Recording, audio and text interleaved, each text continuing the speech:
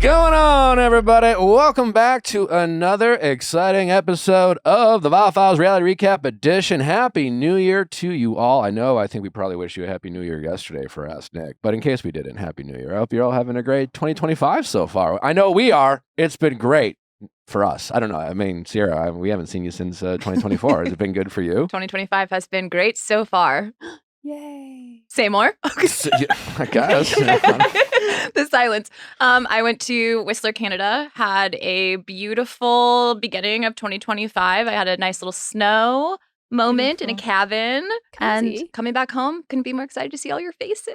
Okay. Yeah. Did you stay up for the ball drop? Yes. Yes, I did. Far past. We stayed up for the New York ball drop But on Western time? on Western time. Yeah, so we kissed at 9. Yeah.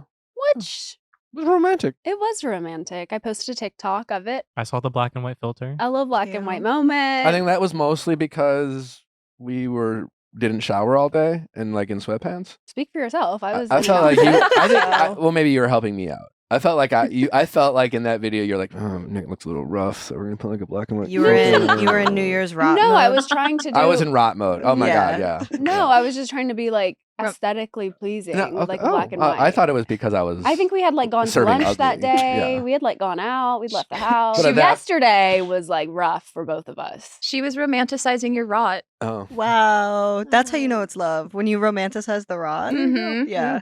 Well, we have a wild episode lined up for y'all. The very hilarious, very talented, very wonderful Heather McMahan is with us shortly. Also, Emily Baker is returning shortly. She's coming up next because, as we now know, update, Justin Baldoni did file a suit against the New York Times. It did seem like a lot of the Justin stans who like last week felt, I don't know what they felt. Maybe they felt like, oh, we got it wrong, or the tail between the legs. And it did feel like there was a lot of Justin stans loud and proud doing victory laps over the weekend. Oh yeah. We want to break it down with Emily. Obviously, we have our opinions of the case, but I want to bring on Emily first and just kind of ask her some questions, get her thoughts. We want to be as objective as possible. Obviously, we have our opinions, but I want to hear from Emily. I'm not even sure what she has to say about it, what her opinions on the case are. So we'll break it all down, give our thoughts, give our feelings. That will be up in just a few moments. Also, the Golden Globes happened last night. Our friend of show, Nikki Glazer, crushed it. I'm really proud of Nikki. Not that it really she needs our pride. Oh, she She killed killed. She killed. last She night. killed. Hysterical. She was Oh my It was like a God. mix of like just the perfect amount of roast Mhm. with like classy jokes, And and she kept it punchy and She fun kept- and yeah, good energy. it wasn't like too below the belt or like awkward Yeah. or not funny or like it was just all like huh, She won the Yeah. room, which is the most important part. And Nikki was able to just like be vaguely recognizable enough to everyone that they're like, I kind of know that girl. And then she was like, I'm going to get down to your level. I'm not going to be too mean. Have actually watched these movies. yeah. And I respect what you do, but I am going to make fun of you and make an incredible Stanley Tucci joke. I watched her do some interview and it was like, you know, how do you like find the balance? And she basically was like, I like study these people and I become fans of them so that the quote unquote roast comes from a place of love and not from a place of like, I can't stand this person, but of like at the end of the day, I still respect you and love you and appreciate what you create. And I thought that But was we're pretty cool. excited for her. She crushed it. I texted her yesterday before she went on, and she wrote me back right away. I was like, yeah, man, I'm texting her like 3 hours before she takes the stage. And I told her she was going to kill it and tell her we want her back on the show. And she's like, I would love to. Spring, probably, she says. Oh, Booked Dude, and busy. Booked and busy. Booked Nikki and busy. Glazer, I don't know. spring. Eventually we'll get her First back. time, No, no, first no. time Golden Globe loser Nikki Glazer is Yeah, booked and yeah. busy. Probably. She Spring. said probably spring. So we So probably but- not But spring. last time we text, she said yes this summer, and that was last winter. Oh, We're getting there. So we're getting there. Okay. closer at some Um, point. The season windows are getting smaller and smaller. I think she's still one of our most returning guests on the show. She's been on the crew 4 times. It's been a while since she's gotten really. She's really blown up.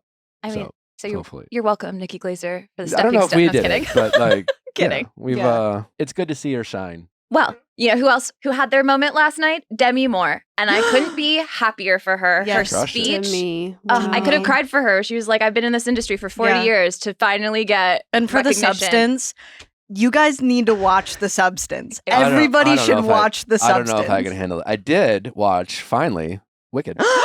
It's a Two. powerful movie. It's good. It's Isn't good. it so good? Yeah, for someone who like could give a fuck about singing, Yeah, it was very good. that makes It me was so very good. happy. And the ending was very powerful. It was Isn't hard it? not to get choked up. The war cry. Oh, it was good. Wait, so you watched it at home? Yeah. Oh yeah. Yeah, we So- went to Did the you movie. buy it or rent it? We bought it. I mean, it's like Bought a it. $2 Guys, we were difference. like, say it's Yeah. like $5 it's like- difference. My mom bought it. I was very happy. I anticipate River. Watching it We over. tried to get her to watch, and she was like, I'm not there yet. She wasn't holding Mm. space. But she was not didn't holding really give a space, but I fuck, was. yeah. It was good. Yeah. You get it now? It's well done. You What can't, did you you- can't deny its What talent. did you take from it? Like, what is the message of Wicked? I don't give a fuck Whoa. about the message. Listen, I'm so tired of movies and their message. I just want to watch a movie, turn my brain off, and just We are they good did- at singing? Are they But not that's good like at the singing? whole we point did of both. movies. As soon as the movie ended, we looked to each other and we were like, "Where is the Glinda, Elphaba, Glinda, Elphaba?" Come to find out, that's Is that just part a two? fucking TikTok It's a they TikTok, did. yeah.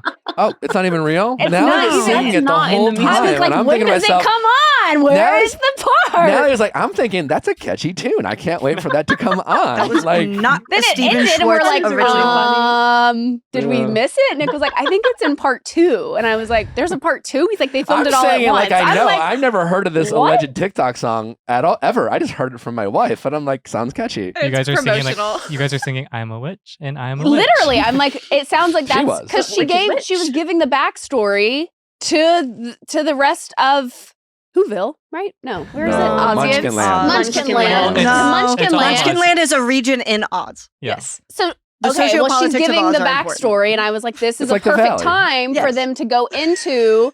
We were roommates back in school. Glenda's awkward, or Glenda's whatever. You know, You got what I'm it. You're on No, it. she's like I was on rapping it. the narration. You You just watched know- the long form version. It could be I did. Lin Manuel. I watched the Yeah. extended. Maybe it was a Extended deleted version. scene. I mean, Mm. and Ariana Grande was very good. in Yeah. it. Killed it. She was very talented. Absolutely. We kind of missed her her new boyfriend's ex-wife over the holidays. Wrote a very Yeah. expressive piece. Oh yeah. Kind of flew under the radar. Well, I think it got Ariana's maybe a talent little. kind of outshined it. Well, I Kind of a think it bummer. got maybe a little buried by to get buried by other Yeah. headlines. celebrity but headlines. That situation to me just seems like a very particular relationship that like nobody actually knows about and everyone's just assuming a lot of things. And people love to assume a lot of things about Ariana Grande and have for a very, very long time. Also, I like- think you just love that she's so good at singing. No, but also I think No. in these type of scenarios, it's like the story, the made up story that people come up with is always way more fun than Yes. the The truth. truth. Yeah, which And is so like, it's like, Basing it off of Why not? knows? keep- what's his ex's name? Like her story was It's Ethan Slater and Dr. Lily J. Lily J's story was it was. Yeah. tough. It was a tough read. You Was read it? I read some of it. What were Mhm. some of the key takeaways? It's a sad story. She never thought she would get divorced after giving birth to her first child in the shadow of her husband's new relationship with a celebrity, but that they're both still dedicated to co-parenting their son. But her essay was about like, how does divorce make you feel? Sad. Yeah.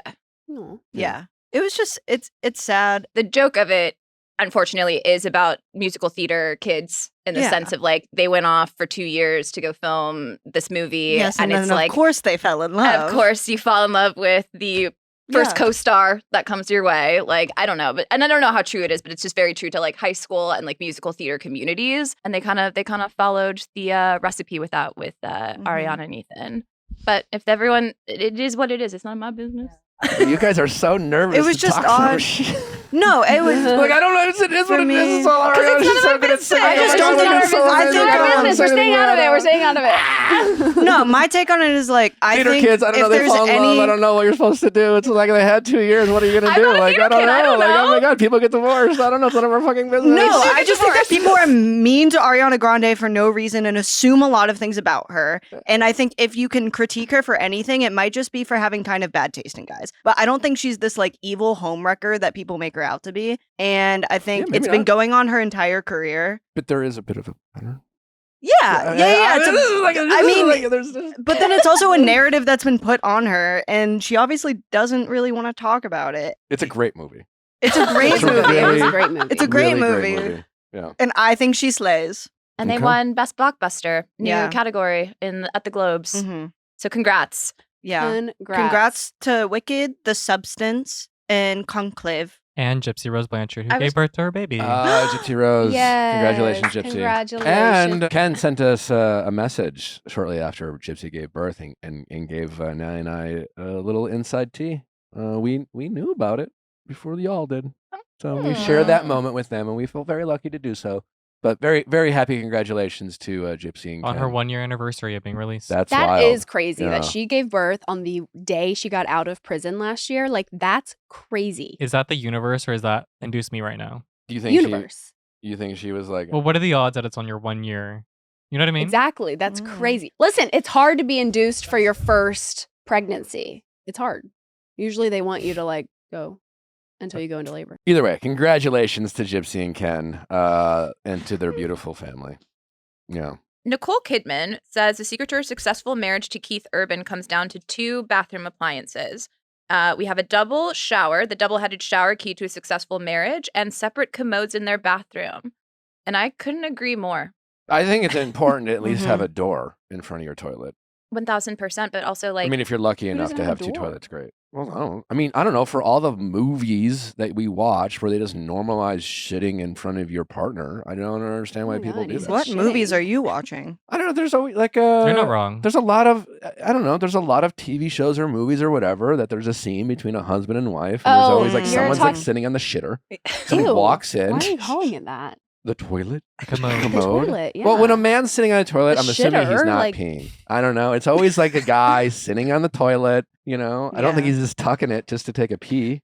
I don't know. Is this too Okay. much for you? Some men sit I and mean, you pee. just don't speak like this, and now all of a sudden you like woke up and Don't decided to speak like start this? calling it the shitter and saying I think it's funny shitting. that it's Shitters ironic that fall you're coming apart. at me right now for this. You say word. bathroom. I do. I say I'm He's going, trying something new. I say I'm going to the bathroom. When I talk 2025 about Nick. me, Okay. I'm just calling a spade when you're watching these shows, and Jax Taylor, for example, loves to go to the bathroom with the toilet or That's the door disgusting. open. Well, he's a menace to society. So Facts. It's, what am I saying wrong? I just don't love like calling a toilet a shitter. Like Oh, that for just sure. feels like very aggressive. Unfair to toilets. Well, it's like Yeah. other things Multi-purpose. happen in there. You throw up in there. You pee in there. The throw upper. You Flush flush tampons in there. tampons in there. Some do, some don't. We can start that up again if we feel like it. Well, men sitting fine. I'll be specific. I don't want to normalize men sitting on toilets in front of their partners. Yeah, What I about a agree. I woman think you're. sitting on I a think toilet you're in front of her talking back partner? about the based on a true story show that we started watching, Yeah, where that- Kaylee that's one Cuoco walked that into is the bathroom. One and he was example sitting there. of Yeah. of a scene in a show where Yeah. they are just like they want you to think this is normal behavior, Yeah. and we need like people like Nicole Kidman To to be give like no. relationship advice, which is like just shit by yourself. Keep some element of mystery. Yeah. Totally. It works wonders in relationships. I love how when people try to be like, no, well, we're just like that close. Like, Yeah, that's how close we are. And Great. it's like, Good for you. Talk to me in 2 years. Keith Urban did not write the song "Somebody Like You" just for Nicole Kidman to watch him shit. also, is Someone not- like you. It's like when you have a tummy ache, I'm just like you. Someone Mm-hmm. like you. also the double shower head. I mean, we are taking a page Yeah. out of that book for the lake house. We Nick are. was like, we need 14 shower heads. 14. I didn't. Well, when we were, I will say, I mean, we're gonna have some fun because we are remodeling, so it's a lot of like, it's like choose your own adventure. We're very, so it's a lot of. I've never done this before, so they call it selects. You Okay. get to pick whatever you want. So we're picking our master bathroom. And then I'm like, yeah, I mean, sure, like tile. And then they were just like, well, which shower head do you want? And I'm like, well, I guess I want this shower head. And they're like, but then you can have like these. Wait, I'm like, wait, this is the moment of Nick's my like, life. body jets. Wait, the We'll get moment in my 4. life where I kind of always imagined like how many shower heads I would have if I got to build my own shower. Like this is that moment we're in right now. And they're like, yes, yes, I want walls and jets, and I want it coming up from every angle. I want to walk into the shower and just be blasted with You water want to from be every angle. pummeled. Absolutely pummeled. Like, Absolutely I want the demolished only by the reason water. I'm standing up is because the water pressure from the other side is keeping me up Wow. from the side of the water that's trying to blow me over. You should put a slip and slide in there. I might. I might. Anyways, we're very excited. That's a car wash. Yeah. So super fun. Yeah. We'll Wow. have Fun. lots So, of showers. Heads. Yeah, shout out. Nicole Kidman, thanks Nicole for the Kidman. very She is astute baby girl. She's the relationship baby advice. girl. Yeah. I need to see that movie, but I will not go to the movie theater to watch that movie. That feels wrong. And that feels like not a movie where people need to be like sitting beside strangers. And I've never seen it, so I don't know what goes on. But I did hear our good friends Erica and Scott say that they went to the movie theater to watch it, and there were people around them like making noises Nope. and like groaning. Absolutely. moaning, and they were Oh. like, I feel like that's a like single That mom. you happened do during- that in the comfort of your So own the home, people not in at the the, AMC. They were just like, You don't need to reenact, but yeah, they were. I will say, newsflash for people doing things in movie theaters is they are cameras inside of the actual theaters. Yes. So they can see Yeah. everything you're doing. Mm-hmm. I wish you would have told that vision. to teenage me. What? Sure. Well, they might have. Well, no, yeah, they probably had cameras back then. I don't know if they did. Yeah, middle school, where like the last 3 minutes of the movie, you'd roll over and start making out with your. Middle school. Last Roll 3 over. minutes. Wow. Lots Where of you questions. where you Sorry, laying you couple of you down? horny kids. They were making out the whole movie. I've- I wanted to get my money's worth first. you I've know? never I was like, made I out paid in $5 movie for theater. this movie. I gotta watch The Mask.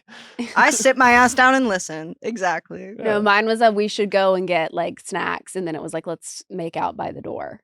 Oh, Mm. By the privacy. door. Yeah. I felt like the people watching the movie didn't need to see a couple of teenagers like making Making out. out. Yeah. So well, we took it to the hallway. So like you would see Baby Girl if you saw people like making out in No. the hallway after. Okay. I don't need to see anyone doing anything in a movie theater. That is why Is this like Theater. NC-17 rated? What is this Baby Girl rated? it's an erotic thriller. I don't know. I feel like it's like people used to see horny movies all the time, and now horny movies are such a big deal. I don't know. Yeah, it's rated R. The headlines Nothing make it crazy. seem like it's very erotic. I've seen like people talking about reviews, and they were like, it is very, very spicy. I don't Okay. know. There's a new Sky Ferreira song in it, so that's exciting. Oh, she returned. Singer. She did return Sky Ferreira. Is that how you say your last name, Ferreira? Something. All right. Well, as we mentioned at the top of the show, Justin Baldoni is now suing the New York Times, and he filed a complaint with a lot of receipts. There were definitely a lot of text messaging threads and things like that. So, like last week, we have Emily Baker with us to break it all down and just kind of tell us what's up. So let's bring on Emily. Hello, hello. Oh, hello. Hello. Long time no chat, Emily. How are you? Oh, it's been too long. The law doesn't stop. I know. Well, I wish it would, because honestly, we recorded last week. It was New Year's week. We took some time off, as many people did. It's over the New Year's break, and then Justin filed his suit. So anyways, here we are. We wanted to bring you back, Emily. I've read all 3 complaints. So I am curious, just first question, what is your first like overall takeaway of Justin's lawsuit against the New York Times? Now, how do you see the story as a whole, having read all of the complaints? I mean, first lawyer thoughts were interesting that they're filing this in California. That was my initial thought with this, because now we have the California lawsuit against the New York Times by Baldoni et al. We have the employment law complaint from Blake Lively. Then we have Lively's lawsuit in New York. And then we have the PR company's lawsuit in New York. So we've got 2 filed lawsuits in New York, 1 filed lawsuit in California, and 1 pending litigation regarding employment in California. So that was the first like interesting choice to sue the New York Times in California. Then it was hey, these are screenshots of text messages, not a Celebrite extraction of text messages, which is interesting because they're saying things were, left out, things were cherry picked. And of course, in a complaint, things are going to be cherry picked, as I'm sure they've done with theirs. But the heart of that is that they are suing the New York Times, saying the New York Times defamed them. And when you're dealing with public figure defamation, they've got to prove that the New York Times was reckless in misrepresenting the truth. And that's why they've got the false light and the defamation in there. But that's why they're leaning so heavily into the text messages, saying, look, there was more context here. They used a lot of this defamation suit to fire back at Lively's allegations. I think when you read it, sometimes you can forget that the New York Times is really the target of the lawsuit, because it uses a lot of the lawsuit to talk about both Blake Lively and Ryan Reynolds, which is not surprising given the statements that the lawyer made saying they're going to countersue, and they just filed their own suit in California that's going to face some jurisdictional hurdles before we even get off the ground. I've read some things out there, both people who are pro Justin or pro Blake, speculating that Justin and his team really want to fight this in the court of public opinion, and that filing in LA seems to give them a chance to do that, because the implication was they'll never win this case against the New York Times, and they seemingly know that. But to your point, they really want to get their version of the story out. And when they want to release these screenshots and text messages, et cetera, do you see it that way, or how did you interpret that? I mean, all of the lawsuits that we've seen so far serve a public relations purpose as well, right? They are all written with quite a lot of screenshots. You can write a very bare bones complaint, and I've covered cases like that too. These are not bare bones complaints. These are very narrative driven, very much telling a side of the story, but both complaints do that. It's not just this complaint's coming in doing that. Everything we've seen has done that.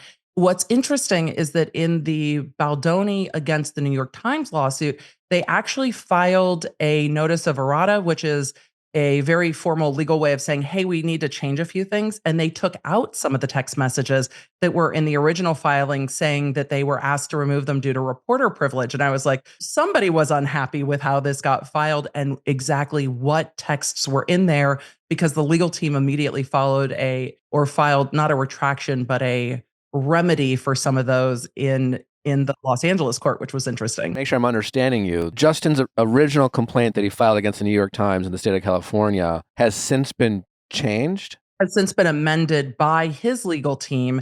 And the notice was, hey, some of these things are covered by privilege, and we were asked to remove them. Do we know what those changes were? I can pull it up. It was page 14, 16, and one of the other ones. What was hard to tell with some of these text messages is who they were talking to, because they did put in like editor 1, editor 2. And so they already redacted some of the information out, but there were several pages that they removed messages on. Page 14 was one of them, and that is multiple screenshots with somebody named Leslie Sloan.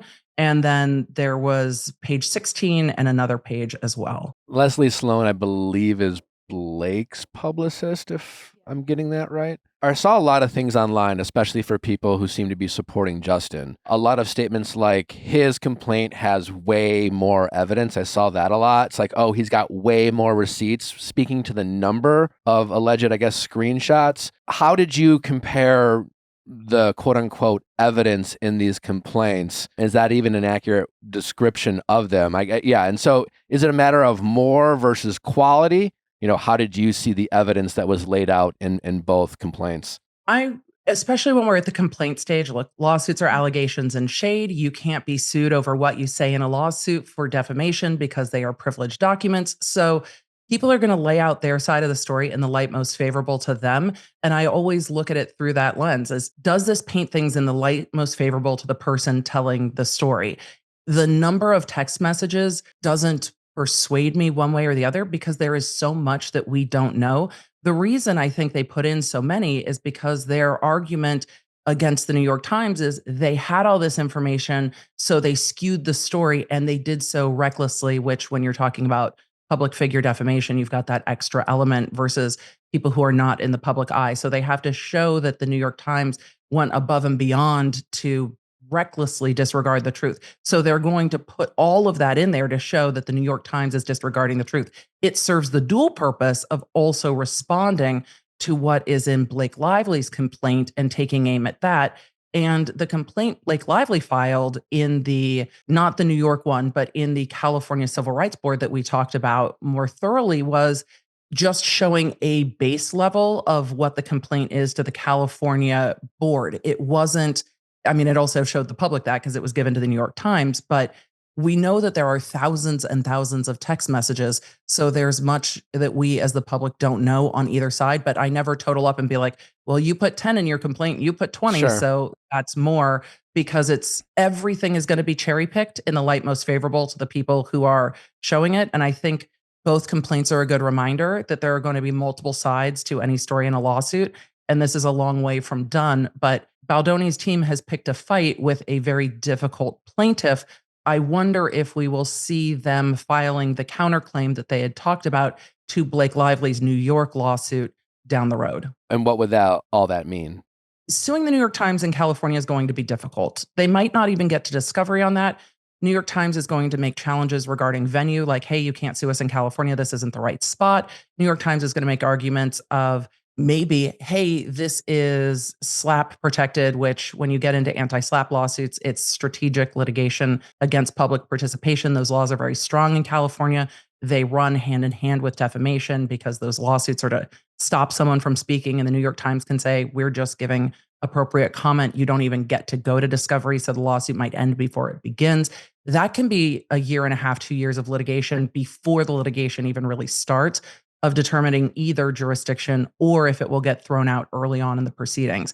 So that lawsuit is a difficult road in California. It would be difficult in New York too, because New York has really strong laws protecting the media and reporters. So the plaintiff, being the New York Times, is a good vehicle to tell the story about Blake before they file a counterclaim against Blake Lively. But I don't know how far it's going to go as to the New York Times, and I don't know if they even want to get to discovery about the New York Times. That's going to be a very expensive and difficult and protracted litigation to fight in California courts. I mean, I guess and anyone can sue anyone for anything, but you predicted last week, you accurately predicted that their initial claim wouldn't be against Blake. It would be an entity like the New York Times or the publicity firm. What made you suspect that, and what do you predict Justin's lawsuit against Blake would be if he eventually files that? I don't know if I have to predict too much about what they're going to do next, because even in this complaint against the New York Times, they said this is the first of numerous lawsuits. So when it comes to the lawsuit with the PR team, I think we'll see a counterclaim there for breach of contract, breach of confidentiality, breach of non-disclosure. We've already seen hints of that in this lawsuit where Baldoni, Wayfarer et al., all of the plaintiffs are saying, look, our PR person had a non-disclosure and shouldn't have disclosed these text messages. Was it disclosed to a proper subpoena? A lot of NDAs do have a clause that say with proper legal process, you can be forced to turn over certain documents, but you have a duty to protect those as much as you can and not turn them over. So there will be a fight with the PR team in some way, I suspect, whether it's over how those text messages were gotten or whether it is a breach of conduct, breach of contract, breach of NDA with them. Will he file a counterclaim against Blake Lively? It's possible, especially with the allegations that these meetings didn't take place the way that Blake Lively said they did, and that Justin Baldoni said he felt attacked and harassed by Ryan Reynolds. I don't know if he'll try to bring that in as a intentional infliction of emotional distress type of a claim, or whether it will come in as breach of contract claims saying that Lively tried to take over the production and that was a breach of contract. So him and the production studios will countersue her in New York, which we could see as well. I don't think we're done with things being filed, and we are going to be probably in these lawsuits for a number of years. I'd be surprised if we weren't. The New York Times is going to fight like hell over discovery because they don't want to turn over all of their conversations. I imagine on the Lively side, they are also going to fight over discovery, and there's going to be a big fight with PR on how all those text messages got turned over. Wow, fascinating stuff. Have you obviously you've broken this down very well from a lawyer standpoint. What opinions have you formed reading all these complaints in terms of how do you see what's going on? Again, I think it highlights that you don't know how different people perceive different things, but not everything said in Blake's lawsuit is portrayed differently in Baldoni's lawsuit. Some of those text messages are portrayed the same way.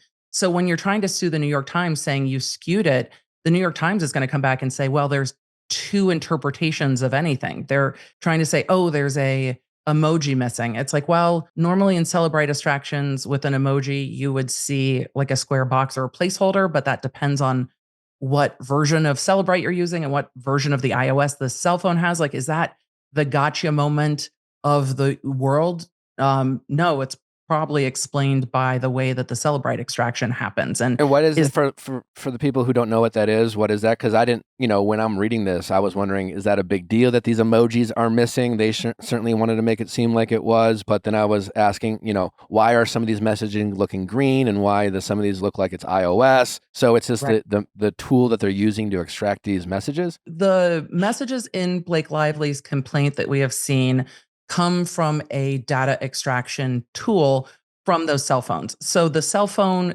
from the PR company was digitally extracted with an forensic extraction tool that we see in all kinds of cases that I cover, criminal cases, civil cases, what have you. Those are thought to be more secure, but sometimes there are quirks in the way things download, and those are normally explained by the person who downloaded them, saying it's a known issue that emojis download as a square box or not at all, depending on the version of Celebrate and the version of the iOS, because iOS is update all the time, and the software takes a little bit more time to update. So that's why the ones in Blake's suit look different.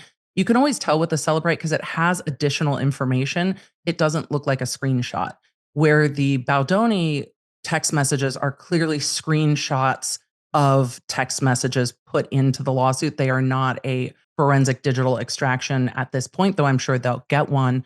But screenshots can also be changed because you can go onto your phone and delete or unsend messages and then take a screenshot of it. So can things be manipulated both ways? Yes. The only way to really answer that is to have the physical phone and the extraction and compare them all together, which will happen in discovery very far down the road. While reading Justin's complaint and then comparing it to Blake's complaint, there were certainly some moments in Justin's complaint that seemed to attempt to address some of the accusations in Blake's complaint. The denial from the PR agency saying, well, this wasn't our story, that wasn't our story. It seemed to want to address the accusation that they had a smear campaign, and then there was the whole like pumping and things like that. But there also seemed to be a lot of other instances and accusations from the Blake complaint that weren't addressed in Justin's complaint. The text message that had the entire scope of work from Melissa Nathan and Jennifer Aydin that was in Blake's complaint that like talked about their rates, talked about the strategy they wanted to implement, talked about the importance of not being discovered, talked about the importance of this all flying under the radar. How did you see it? Well, they're serving different purposes. So I really treat the two separately. Okay. Yes, in the court of public opinion, they are both trying to serve a narrative. And again, complaints are written to paint the picture that is filing the complaint for the person filing it in the light most favorable. They are also trying to show specific instances of where the New York Times got it wrong. So they're not going to point out the things that are a closer call or the things that don't help them. They're going to say, hey, you said we did this and we're planning all these stories. And here's a text message saying we weren't. And New York Times, you had those and you disregarded the truth in this and painted this false narrative. So it has to serve for Baldoni. It has to serve that purpose of supporting the lawsuit that they're filing. But they also put in a lot of, see, our story in the media is true. Blake did take over production. Blake did cut Justin out of these things. There were tensions that aren't explained by the harassment and the alleged retaliation in the lawsuit. All of those things aren't true. And the New York Times disregarded all the things that proved that they weren't true. And the New York Times is going to come in and say exactly what you're saying, Nick. Well, there's two ways to interpret that. Just because you were invited into a trailer once while somebody's pumping doesn't mean that you also didn't walk in when you weren't invited at another time when someone was breastfeeding. Those are different things. And this is why these things are going to take quite a while to parse out. But when you look at Lively suit, the HR stuff is the most interesting, really, to me, on that should be well documented. Lots of people were at these meetings.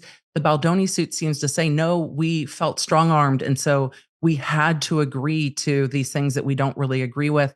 And that back and forth, I think, is going to play out across several lawsuits if they file a counter claim in the New York suit. So how do I see all of it? We're just at the tip of the iceberg with all these parties pointing the finger at the other one. That's where we're at. I want to talk timeline a little bit because I feel like in Justin's complaint, it was a lot of screenshots and text messages with no like date, no like when this happened. I guess they just don't include that to what favor his complaint or favor her complaint. It's interesting the way they edited some of the texts in that they tried to track who was having the conversation so we don't see the names. And it might be that those were phone numbers and they redacted out phone numbers by covering over them with black boxes and telling you who it is.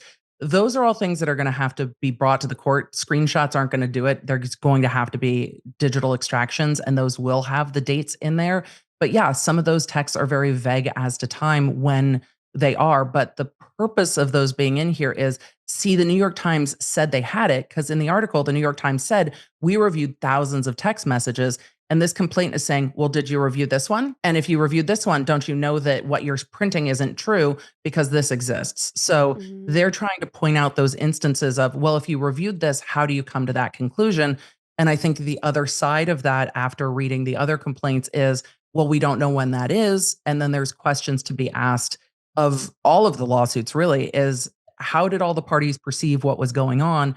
And that's why civil lawsuits can get very ugly very fast, especially in the court of public opinion, because you read Blake's suit first, or the complaint that was released by the New York Times first, and then you read Baldoni's. So it's easier to say, well, what about this? What about this? What about this? Where if those had dropped in different order, then you would be looking at Blake's suit vis-a-vis Baldoni's narrative. So when the first one drops, it's easy to kind of check the first one against the second one instead of the other way around, because of the timing of which they dropped, which the first person to sue definitely has an advantage. And that is a strategic choice.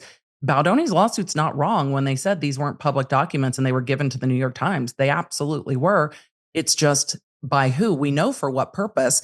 And Blake's team is going to say, well, right, because you've been running amok on social media with a campaign destroying her reputation. So we had to do something. And his team's going to say, we were just acting responsively. Of course we had to do something. So the truth is going to be somewhere in the middle. I think somebody should just release all of the text messages. I'll go through them. I mean, if any of the attorneys want independent review of the text messages, just release them all. I imagine there's a lot more potential evidence than just text messages. I mean, even Justin's lawyer said, hey, we want to release all the messages between him and Blake. There's also witnesses potentially involved here, especially when it comes to Blake's complaint. I assume it's also just not about the text messages. Yeah, there's a lot we don't know. And with HR process on a film set, there's clearly HR process on a film set. But this is why things have to go to court, because you have the text messages, for example, in Baldoni's lawsuit saying, oh, yeah, the editors felt this way or that way. Well, they can say one thing to Baldoni in text messages because they still would like to work with him in the future, though that might not be what they say if they're testifying in a deposition or in court. So that's why these things have process to go through court, because just because you say it in a text message doesn't mean it's necessarily 100% true or it's what you're thinking. And that's what Baldoni's suit was trying to point out. Hey, saying, this was a great piece with the upside down emoji, that means sarcasm. I don't know. Does it? I don't know. Does it not mean sarcasm? Does it mean like, look at us, we've turned the world upside down? Who knows? But that's why this is the jumping off point before people go to court. And that's why our court process works in questions, because then it's asking the editor, so did you say this because you want to still work with Wayfair? Did you say this because you want to work on the next movie? Did you say this because this is how you felt? Did you say it because you would like to work with Ryan Reynolds down the road or Blake Lively? Like, why did you say these things? And also, the things people will say in text message they think are never going to be seen is very different than what they might say under oath. Or is it possible that someone sent a text message assuming it might be seen? I only say that because like Nathan and Abel are text messaging back and forth saying, well, this story wasn't us. I can't believe they thought the story was us. We learned from, again, some of these other text messages that we saw, the importance of not being seen or not looking like they were sending messages. There were also messages talking about, we can't have people reading messages from Justin asking us to destroy someone. Is it entirely possible that they sent messages back and forth to each other denying an activity that they could have been guilty of, so it looked like they were denying it? I mean, that's also possible. Absolutely. And the timing of that's where the timing of the text becomes important, because what we saw in the Jones Work lawsuit is that relationship was deteriorating. So were those text messages happening as that work relationship was deteriorating and they thought their boss was disagreeing with how they were doing things? There's layers of that question too, knowing that there was also the Jones Work part of it with a work relationship with the PR agents that was deteriorating, and the allegations of, some of the publicists planting a negative story about Jones Work and then Jones Work saying they were stealing clients. So if you know that your boss can see your text messages and your boss doesn't agree with what you're doing, are those also maybe not for public cover, but for work cover? And you just don't know without A, the timing of all of it, and B, the entire story, which we clearly don't have, because there are multiple sides to any story, which is why when you cover the law, you've got to look at the initial allegations and go, what are the questions here, and will they be answered down the road? And that's how I approach all of the lawsuits. What questions am I left with from Blake's complaint and lawsuit now in New York? What questions am I left with from Baldoni's, and what's not being answered? And I think, you guys asked some great questions. What's the timing of these text messages? Who are these two? What phone was Abel using for these? Was it the work one? Was it the new number? When did this all start to go down? And was this after Blake had raised the red flags about being concerned about what was going on with the other PR team, what was going on in the media at that time, and you can't know without the dates on those things. What did you make of Justin's lawyer going on the Today Show and having that little interview where he says Justin 100% never wanted to hurt Blake, but we do have the screenshot of Justin sending the Hailey Bieber tweet thread saying this is what we would need to do to her? I think Brian Friedman is a very media savvy attorney, so I'm not surprised that he is going to continue to support the things that we have seen. Here's where you see the good and the bad with media savvy attorneys. Brian Friedman's statements have been 100% consistent across the board. His initial statement is mirrored in this lawsuit. His statements in the media are mirrored in this lawsuit.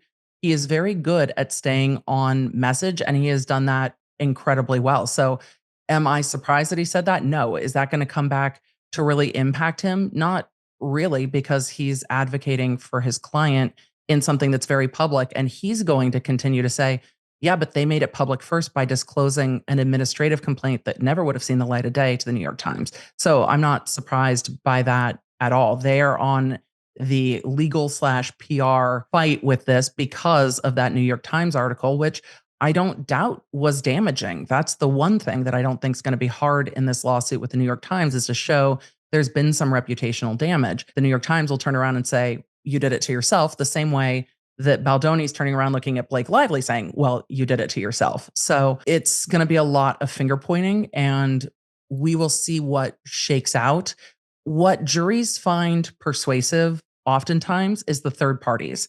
So what's going to matter in these lawsuits the most is what the other people on set had to say, what the reps from Sony had to say, what people a little more removed had to say. That's really what's going to turn the tide on this if it ever sees the light of a trial. But even in depositions, those will be the critical voices in this lawsuit. Kind of like we talked about last week too. It's just like we'll see who has the most support. And we've seen publicly quite a lot of support for Lively, though Baldoni's team made a point of putting in text messages that were incredibly supportive of him. And I don't think we've seen, again, we've been on break, I don't think we've seen anyone in the media coming out and saying, yeah, those text messages were supportive because this is what's going on set, unless I missed it, which is entirely possible. Whatever happened on this set, it wasn't great. And I think that much is clear, that this movie didn't go down the way anybody thought that it would when they undertook the filming of this movie. So it'll be interesting to see how that moves forward with a sequel. Now that Justin's complaint is out there, the main narrative against Blake is really just all about she was difficult, she was hard to work with, she was doing this. And that really seems to land with a lot of people online. You know, why do you think that is? It's so interesting because I was recently watching a TED Talk with a study that was done, I think, at Columbia, where business students, master's level business students, were given a brief on a company. And it was a female CEO, and they had changed the name. Half the class got the female CEO's name, and half the class got a male version of the CEO's name. And then they asked for perception on how the company was run. And then they asked questions of likability. Would you work for this person? How effective are they in the role? And the exact same case file, when it had a female indicating name, was, this isn't somebody I want to work with. This is somebody who's too aggressive. This is somebody that pushes too hard.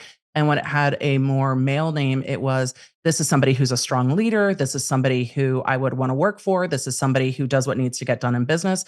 So there are a lot of really societal undercurrents when women step out of a more traditional role and aren't maybe as soft public facing and show up a bit stronger. And I don't think Blake Lively's not soft public facing, but when women do, they tend to be chastised for it a lot more than men when they exhibit the same behavior, because the expectations of women are different. So saying a woman is difficult, people are like, yeah, she must be real difficult. And it might be that she just asked for her workplace to be an appropriate workplace, which isn't a difficult request. But I don't know how many of y'all in the room have been called difficult because you've like set a reasonable boundary or just asked somebody to not do something that was inappropriate. So yeah, I mean, it really seems to be landing with a lot of people online. If you're believing Justin's side, a lot of the arguments are, you know, she took over the project. She, you know, just her ego was so big. And I'm thinking, well, if you believe her side, then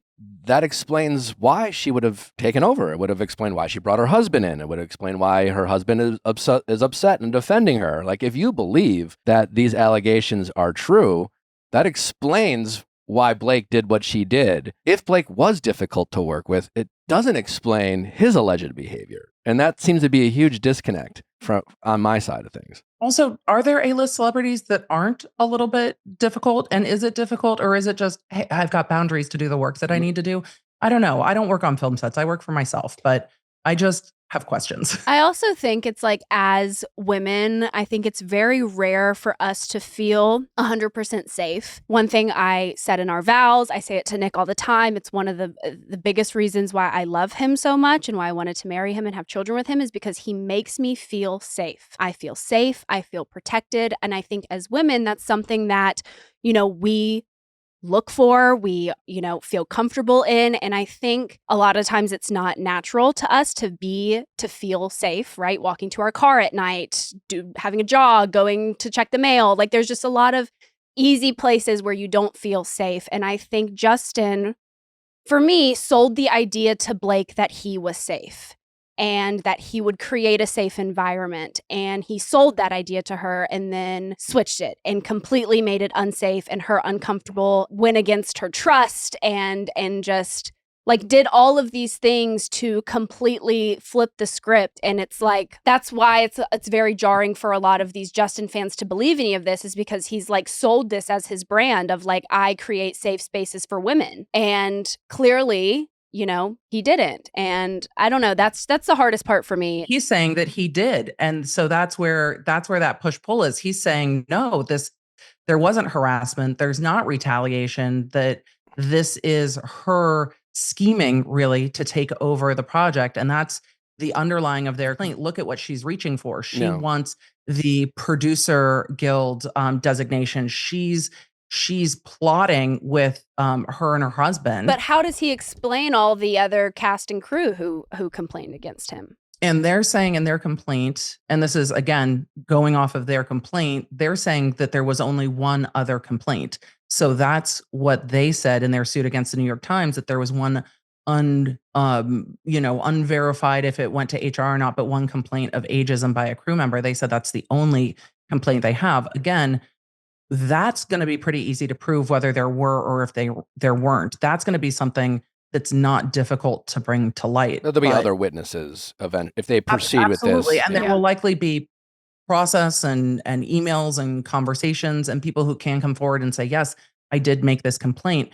I think where that's really difficult in Hollywood is that when the industry can be so incredibly small, especially for crew, that coming forward to complain in a deposition with your name attached can be difficult down the road to look for work. And I think people are very mindful of that. Everything that went wrong on this set, it seems, is going to play out in court, and we're going to have to wait and see what happens. But yes, not everything in Blake's complaint is addressed here, but again, they have to respond to what the New York Times knew and did, not to what Blake is saying in the employment lawsuit. I guess we will all see how it plays out. I mean, I'm obviously with Natalie. For me, it's just like, to believe Justin's side of the story, you have to assume that two people, Blake and Ryan, who generally have been fairly private people up until now, shortly after giving birth to her fourth kid. And I only say that because usually parents who are like parents of young child are promoting like peace and tranquility and all that stuff. But you have to assume around this time, instead of doing that and like maintain their relatively private lives in the messiest possible way, they decided to hijack and take over a project and basically get a bunch of co-conspirators, be willing to make false accusations, get a bunch of people also to stand by those accusations, get Sony to also stand by those accusations. Or that Justin Baldoni, the guy who made his whole platform about highlighting, promoting, using your privilege and identify your privilege, so he used that privilege to highlight women as a co-founder of the company that owned the rights of this movie, when had the opportunity to hire the director of the movie, hired himself. And then you just have to think that maybe the guy who claims to be the guy that he is isn't the guy that he is. But who knows? We might be wrong. I'm going to be interested to see. I mean, one of the things I talk about with lawsuits is to follow the money. Where is the benefit to Blake Lively? And they've dragged Ryan Reynolds into it too by saying that he, went off on Justin Baldoni in a meeting. But where is the benefit to them? Like, does Blake Lively need a producer credit? Like, Yeah, is that this is all over an alleged producer credit. Like is they there a were willing to benefit? put it all on the line, Yeah. like So I'm and following the money make in these this. accusations. I guess. I don't know. It just It's seems like why? It'll be interesting to see what happens with the California civil rights complaint. We now know that Blake Lively's filed in New York. We've got the PR filing in New York, which is going to be a very intricate legal mess. And then we've got this filing against the New York Times. And the New York Times is going to spare no expense to fight this either. So I imagine we will see an unearthing of more information. And we're going to really have to wait and see. But I always, you know, who benefits and how, where is the money and why, and trying to parse the middle of this somewhere. And two things can be true at once. If Blake was setting boundaries on the set that they found difficult, then maybe they found it difficult. But does that mean that Justin Baldoni came into her trailer at times uninvited? Maybe. Does that mean there were other times when he was invited? Maybe. Does that mean that the New York Times lied about all of this? Maybe not, because when you sue the New York Times, if they say there's two interpretations, is that defamation or is that opinion? Also, to your point, it's kind of perception too. In Justin's complaint, they showed a screenshot of the alleged birthing video that in Blake's complaint described as very aggressive, very kind of maybe not for work content. And in this screen, it's just a screenshot, but it looks very artistic. It looks very well done. But there's clearly there's Jamie Heath. I assume maybe he has some swim trunks on. I don't know, but he appears naked in a small pool with his wife, who's also naked giving birth. And yeah, artistic maybe, but like it's a video. So you're assuming I don't know, maybe some people might be cool with that. Other people might not appreciate their male coworker showing them a video of their wife giving birth while they're all naked in a small pool. And what's interesting is Justin's complaint is basically making the argument, this is all normal, which I find fascinating because it's well, I guess if you think this is normal, what else do you think is normal? And this whole argument seems to be whose versions of normal are more normal in a way. And I mean, as to the New York Times, it's going to be, is it defamatory or are there reasonable interpretations, which is why defamation is going to be so difficult in this particular case. But yes, it is going to be if you're preparing for a birth scene on a movie set, is it normal to review other people giving birth? Or do you look at a woman who was a few months postpartum and be like, you've done this 4 times. We trust you. Do you just let it go? Or does somebody say, hey, what's the inspiration behind this scene? So it's, again, what's normal in a real life workplace and what's normal on a movie set is going to differ wildly too. And that's going to come down to what's industry normal. And we saw that in the Rust litigation. What is normal on a set and what's not normal on a set? And is this appropriate for this particular workplace? And Blake says no, and Justin says yes. And not knowing the rest of the context of the video, we don't know, other than, for me, it just seems odd that you would need her to see a video of birth that she didn't ask to see after just giving birth for the 4th time. I feel like to convince her to do it nude. I can also confirm, because I saw the movie, it's not a water birth. So also the part about the calling her trainer to ask about her weight, and apparently because he has back problems. Is there an orthopedic doctor out there that says do not lift anyone who hasn't lost their baby weight out there? Or is it just it just seems ridiculous, but again, that's just me. I don't you'll find an expert who will come in and say that. You will find an expert that will be paid by one team that will 100% come in and say that is needed to do stunts. However, I would imagine sure. that the solution on set would be, well, then we need a stunt double. Though what we've seen in Lively's complaint is that there wasn't a scene in the movie that called for that. So then is there a scene in the script that calls for that? Is there not? So you know who they'll bring in? They'll bring in the script supervisor to a deposition that'll last 2.5 days to talk about what is and is not in the script. And why couldn't you? If there's bring in a stunt double. If there's a scream about mental health, you get to call my therapist and check in with him. Huh? No, there's a thing about mental health. Do you know what they do? They send you to a therapist hired by the other side. And then that therapist gets to give an opinion. And then your side hires a therapist. And then your therapist gets to give an opinion. But only if you put your mental health at issue in a lawsuit by claiming that you've suffered emotional distress. And that is why the process is so difficult, because it then goes to forensic psychology. And we saw days and days of battling experts in the Depp Heard trial with forensic psychologists. Because if you put that in issue in a civil suit, then yes, the other side gets to pick who you're evaluated by, and then you get to pay for it. Wow. Emily, thank you so much for breaking this down. I'm sure we'll ask for you to come back. We'll continue to follow the story as it continues to unfold. Wild, wild stuff. There will be more. I say with everything, keep an open mind and ask the questions. Just when you evaluate lawsuits, just keep asking questions of all of the lawsuits. What questions does this leave me with? And will those questions be answered? And then work from there. That's how I work through lawsuits. And I think it generally serves you well if you want to ask all the questions of all the sides, and it'll shape somewhere in the middle. To me, questions that haven't been answered, the text messages between Nathan and Abel talking shit and verifying Justin's behavior, that hasn't been addressed. The scope of work that Nathan and Abel Nathan sent it to Abel, who was working for Justin, the whole scope of work. Like, why does a PR team cost $25,000 a month when any other PR team, I think a high rate is like 8 or 10 tops for your top publicist? So like even that seems a little fishy. Like why, stuff like that. That's not answered. A lot of other questions that I'm still unsure about. But yeah, were the subpoenas lawful subpoenas, or did the PR agent from Jones Work just be like, sure, here's a cell phone? How does Blake's team know the statement that was allegedly made at the premiere about I'll pay $100 million? I'm curious about that. Curious who heard that and how that all came to light. Also, the rest of the context of these text messages, because again, they say the text messages are missing context. Well, I've got one page of a screenshot. What happened 4 screenshots before it and 4 screenshots after it, and we're just going to have to see. And I've got dates and times in one, and then everything's washed out from the other. So yeah, we're missing so much, it feels like. So we will definitely see, but not anytime soon. People are going to want a resolution on this one by like February, and this is years of litigation, unfortunately, that's just beginning to unfold. Well, because isn't Justin also filing a countersuit, which I would assume would be in New York? So I'm like, if there's still more lawsuits being filed, are we going to get a court date for each individual thing, or are they all kind of contingent on each other? That's a great question. In California, the California lawsuit won't have a trial date till 2027 or later. But there will be a lot of pre-litigation or early stage litigation with the New York Times and Baldoni in California. So stuff will move forward in that with a trial date 2027, 2028.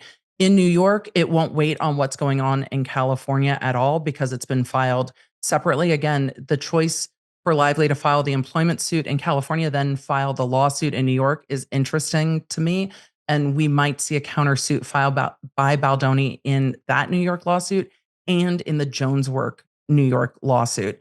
And then those will all go through separate court processes because Lively's is filed in federal court in New York, which will probably move the fastest. Jones Work is filed in state court in New York, which will go slower, but not as slow as California. Baldoni's is filed in state court in California, and then Lively's in California is still in the administrative proceedings. So there are 4 different things in 4 different courts, and they're not going to hinge on each other. They might allow them to coordinate discovery for like depositions, but we're maybe a year away from those things being even scheduled. Wow. Wild stuff. Emily, thank you so much. We appreciate it. As always, please let my audience know where they can find you. Absolutely. The Law Nerd app at lawnerdapp.com is probably the best way to stay in the loop with everything I'm covering. I am on YouTube streaming Tuesday, Wednesday, Thursday, unless there's court like this week, where I will be streaming the Supreme Court hearing regarding TikTok on Friday. So if you're interested if TikTok is getting banned or not and what questions the Supreme Court, none of who probably use TikTok, who had to ask like their grandchildren what TikTok is and what questions they have, that will be on Friday. So YouTube at the Emily D. Baker is going to keep you all up to speed. Well, thank you very much. I'll be texting you and asking you because I also am interested. I will let you know what the questions are from the Supreme Court. Lots of things happening in the law sphere with this break. I thought everybody would take a break over Christmas. They're like Christmas Eve, lawsuit, New Year's Eve, lawsuit. There we go. True. As always, we appreciate you, Emily. Good to see you. All right, bye-bye. Bye, guys. Wow. Well, we love Emily breaking it down. I mean, you guys know for the people out there who are just like, why don't you we wanted to cover the Justin thing. It doesn't change my opinion about the story.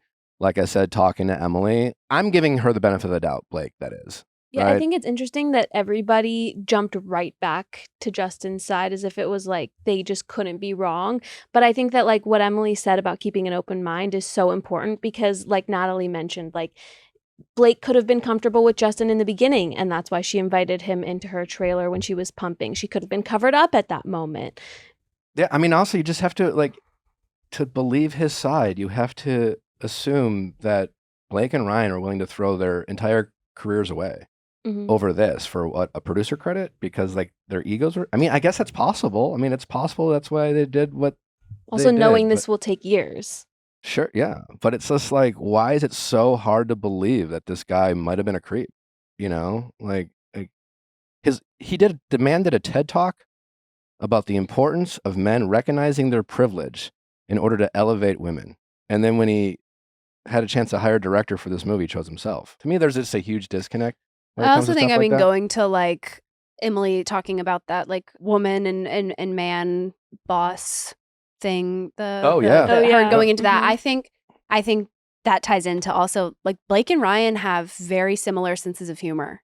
And people find Ryan hilarious and they find Blake annoying. And it's like, it's just Yeah. It's And like people interesting. over the weekend were arguing, they were arguing about how mad a husband can get when defending his wife.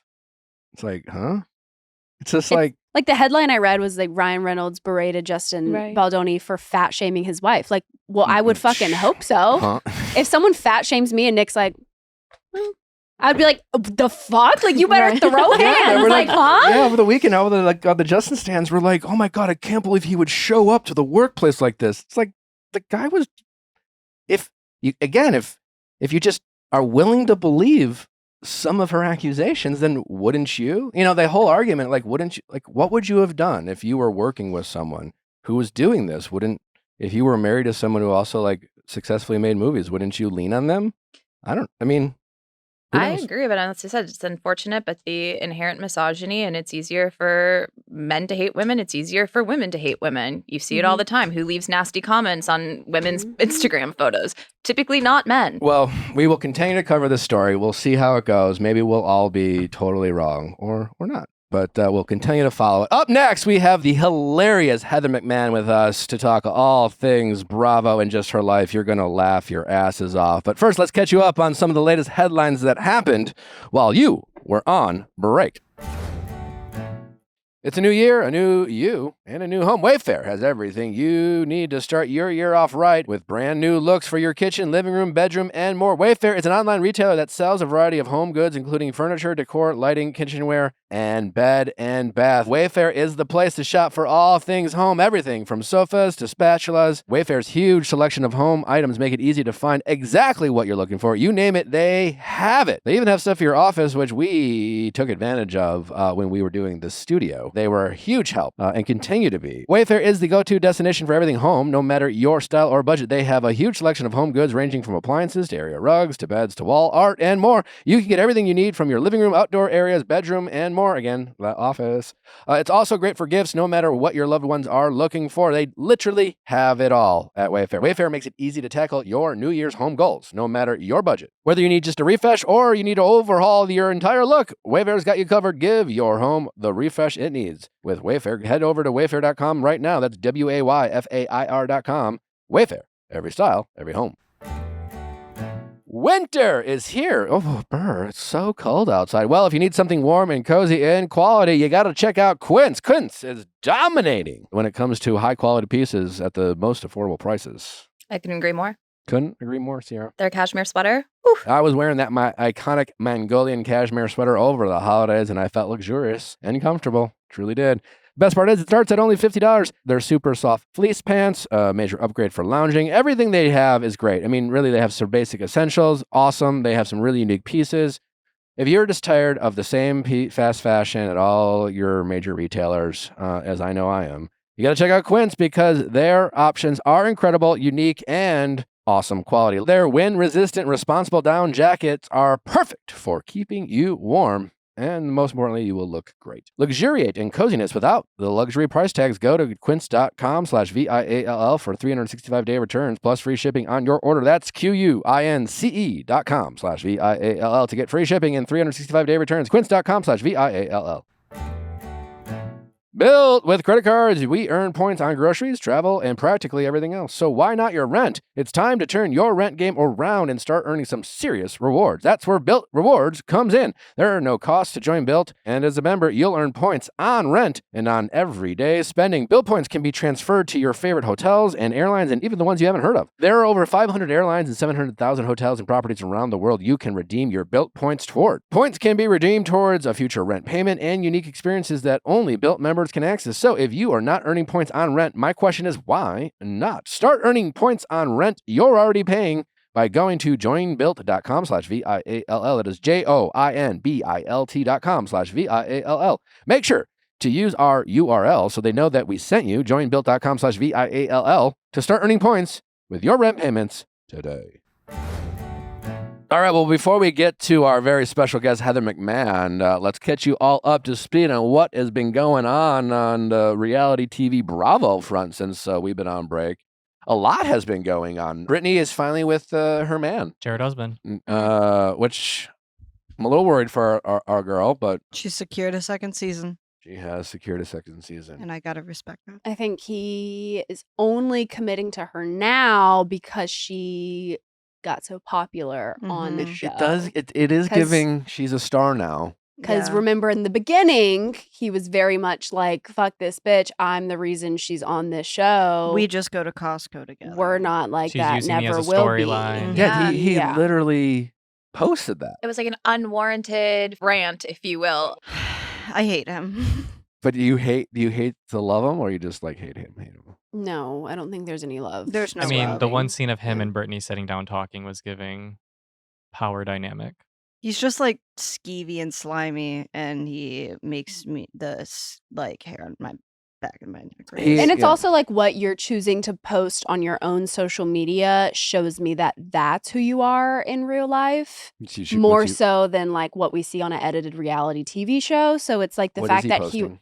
this whole thing that we're talking Oh. about Mm-hmm. shows that like we see that he's texting her like, I love you, blah, blah, blah, blah, blah. And then he goes on social media and tries to air out and be like, she's nothing. I'm the reason she's on the show. Mhm. She's using me for a storyline. Blah, blah, blah, blah, blah, Yeah, blah. Are it's- some kind of mean things to say about someone you Yeah, quote and it's unquote love. definitely given like now that she is a big reality TV star, it's definitely giving like now I'm going to give you what you want so that he can maintain control of the relationship. And I Yeah. feel like it's going to be a lot of him like, He's well, giving. now I'm dating you and I'm doing this and this is what I need from you to still be in this relationship. And like it's going to be a constantly, Jared's just like securing his position of power. I was going to say it's securing status and finally seeing her at his level, because while she was embarrassing herself, that's when he was releasing this. That is not Yeah. my girlfriend. She's using me. Now Yeah. everyone's like Team Brittany, or at least find her hysterical. And now it's like introducing my beautiful girlfriend. She's an angel. What I'm did he sorry. write before? Yeah, he presents to me as a little mini John Jansen, housewife chaser, power hungry. Yeah. Yeah, I see a little JJ in him for sure. Mm-hmm. Yeah, he's a housewife chaser. Yeah. What is going on with Jennifer Aydin and Jersey Mike's? Because Girl, I know, but I wish I didn't know. Basically, she was at an airport, Jersey Mike's, Do and you know which airport? gotta be LAX. That 'Cause Jersey LAX Mike's has right a there in the Jersey Delta. Mike's, Yeah. right in the I'll look into it. But basically, I she, bet it's LA. well, so she basically, from what we know, and we'll go through the different sides, is that she ordered her sandwiches with her family. She made changes to the order, and then eventually they were like, "Look, you have to get back in line to like replace orders." So she whipped out her phone and starts recording the employees. Oh dear God. But what kind of substitution after you order requires you get I'm back in assuming line? getting a whole new sandwich or changing Yeah, like yeah. the bread or the actual recipe or something. They're not like being like, hey, no olive oil. They're being like, hey, actually, no provolone, add this, add that, add this, put this on it, and add that. that. Whole new Thanks. sandwich. You're also at the Whole new airport. sandwich. So in You're like also at a- chaos. Jersey Yeah. Mike's, which is so streamlined of the options that you can put on that sandwich. Mm, You know? okay. I haven't been to a Jersey Mike's in a minute, so I'm not familiar with I their love Jersey ordering Mike's. process. You should watch her video. She'll catch you up to speed. They'll learn a Yeah. lot. But basically, She brought up the video, huh? So she's recording So them. you really thought she was in there. You really. Yeah. I always get a kick out of those like people bring out the videos because in that moment, that person thinks they are so right. Yeah. You know, She was like, "I'm from Jersey. I know what the sandwich should be like. How dare you? How dare you?" So she kind of touches on that, but she's like, they took our order and then they took the lady's order that was after me, but they fulfilled her order first somehow, made us wait. Everything was slow. We're not complaining. We get it. It's early in the morning. You're in a bad mood. It's New Year's. You're working. I'd be pissed too. Is like kind of the through line of what she said. but here's a video of them doing it. She's recording them and herself. Like it's like a Karen moment, you know? Uh-huh. So then one of the Jersey Mike's employees who was in the video posted her own TikTok saying, I really hope this stupid bitch has TikTok. I really hope I come up on your For You page, bitch. I really hope you recognize me. Not And then- knowing this was a housewife. I think she knew. I mean, I don't think she knew. maybe not. But then she probably said, "I was on the Real Housewives of New Jersey." you There's know no who I way. am? There's I no know way a a Jersey Jersey Mike's Mike's. employee was that coy enough to be like, I don't know if this bitch has a TikTok. She would have been like, she has. good Or point. she probably thinks she's an older woman who Yeah. doesn't have a TikTok. Yeah, exactly. I don't Well, think she thinks. So the Jersey Mike's person claimed that Jennifer Aydin doesn't know what she wants when ordering 4 different sandwiches and changing the bread last minute. The employee and her coworkers were apparently fulfilling the adjustments until Aydin allegedly started backing up the entire line. Workers then told the New Jersey Star that she needed to get back in line if she was going to continue adding sandwiches. She starts tweaking, the employee claimed, alleging that Aydin said, I'm a celebrity, and claimed she was going to sue. She starts Oh. recording all of us and she posts, learn how to order. I would She kill threatens her. to sue. Which one's Jennifer? She's the one that got smacked in the face with the glass. You gotta be more specific. She's Once friends with again. Teresa Giudice. Can you pull it up? Yeah. This is not Mike's way. She's married to the botched guy. No, not botched. She's married to the plastic surgeon. You're It's just like you are at a Jersey Mike's in the airport, oh, her? Uh-huh. and if you keep adding in any situation, if you just keep adding on sandwiches and changes, like anyone would want to kill you. But it's also like the woman behind you got her sandwich first, probably because it was one sandwich and Yeah. you ordered 4. changed Like them. that's And you gonna keep take a changing little them. longer. I mean- Also, wheat is more expensive than white. So like if you change it to wheat, bitch, you gotta pay the extra 80 cents. yes, Like Also, even if they were right, you're at a Jersey Mike's. you're at a Jersey Mike's in the Like, what- airport on New Year's. Like, I have zero expectations of anyone working there. Like, I'm hoping I get a sandwich after our order, but if not, I went to Jersey Mike's and I ordered a sandwich. Okay, it's also just Careful. like you it they're like doing God's work. I'm just saying, if someone decides to not give a fuck that day, I'm not going to act surprised. But that's why it's like it's simplified. So you really can't do anything wrong. And the fact that she's making this complicated when it is truly, you're like, yeah, can I get a turkey and provolone Mike's way without onions? But that's what they I'm can saying. do that. It's like this housewife is trying to take down someone who just got a job at Jersey Mike's and Yes. probably doesn't give a fuck. yeah. Like I'm gonna sue. You know? I'm gonna sue. I'm You're gonna like, sue is the good craziest luck. thing I've ever heard in that situation. Mike? You're Yeah, going to I'm a sue Mike? Or this celebrity. person who doesn't give a fuck? I'm a celebrity. I'll sue. I just think a Real That Housewife would make of me New wanna Jersey be having like- beef with Jersey Mike's is the funniest thing in the No, world. it would make me want to so hard to be like, move at the pace of a fucking snail. Oh no, you missed your flight waiting on your sandwich. I'm sorry. I Yeah. think It's our burnt. toaster's down. Yeah, like I would take so long to make those 4 sandwiches and then I would Oh. make them so wrong. And then I wouldn't spit in them because that's just like a little too far, but they would be all wrong. They would have everything you asked me to not put on it, plus some extra, and you would get them like, cold. if Like, they- it would be so fucked. If they like ask for no mayonnaise or like no mustard. Extra fucking Mhm. mayonnaise. No, you use the mayonnaise knife that you didn't wipe off, and then you cut the bread that says no mayonnaise. Yes. With the like, So you see the little just, bit just a of little mayonnaise bit, on and the like, bread. you act like, oh, what is going on? Like that would annoy the That fuck is out of me. crazy. Diabolical. You know, has she said anything else since this TikTok came out? Not since, no. She hasn't been like, here's my lawsuit. Which has gone more viral? Her, I think hers has because people didn't know she's really complaining besides her quote unquote fans until, she posted this. yeah.